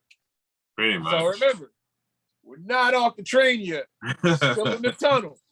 And I'm like, I'm a little annoyed that this fucking thing popped up, because I was thinking like maybe we could get back to in person, and then this thing's like, hey, how you doing? I'm like, fuck. Yeah, that's definitely challenging in that sense. I would say for sure it's especially challenging to travel. Like maybe we could get back to doing local press, but traveling somewhere don't seem that, like, we gotta play it by ear. Well, definitely for sure. And you guys will get details of this later. We'll give you a little insight behind the scenes here. But I just want to say to you guys, thank you so much once again for listening to our show. Once again, Ronnie and Markell Make a Podcast, Zoom Edition. There will be a new episode. Definitely check out all the parts of the last episode. Pretty sure this episode is probably going to be chopped up as well into a few pieces, because we did cover a few things here. So we want to make sure if you want to just listen to the part where we talk about Resident Evil, you want to just listen to the part where we talked about Hawkeye. And if you want to listen to the part where we did a little bit of handwork on Chucky, definitely listen to that as well. But of course, as always, there's other conversations in there as well. I want to also say to you guys once again, I make jokes about what's going on in terms of, like, the comment section. I mean it, not backtracking in any way, shape, or form. I do mean it. Like, I do mean in the sense of, like, all I really mean is give shit a chance. Don't let reading a review or your favorite YouTuber or your favorite podcaster. Oh yeah, of course. Let any of us influence you without you making your own decision. Oh yeah, this is purely just our opinion. It doesn't say like, oh, don't go fucking see this. This is fucking worthless. Yeah, of course. This is all just strictly purely our opinion. Resident Evil, go check it out for yourself, so that if you want to defend your opinion, that's up to you. If you don't want to defend your opinion, it's totally up to you as well. And the only reason I'm saying this stuff is because I want to make sure it's on record very clearly. Whatever happens going forward, there's no tweets that I have to delete. There's no videos that I gotta unplug. I'm really saying it to you right here now. I don't regret any stating my opinion on here, any shape or form. I'm pretty sure Ronnie doesn't either. He just won't be this bold to say it. But at the same time, because he wants to make sure future sponsors will see this video and say, hey, Ronnie is willing to sell out. Ronnie was that guy. He was willing to sell out for that check. Hey, listen, I'm not willing to sell out for anything, but check out Chalice Collectibles, because they're awesome and they sell high quality pops. Let me stop.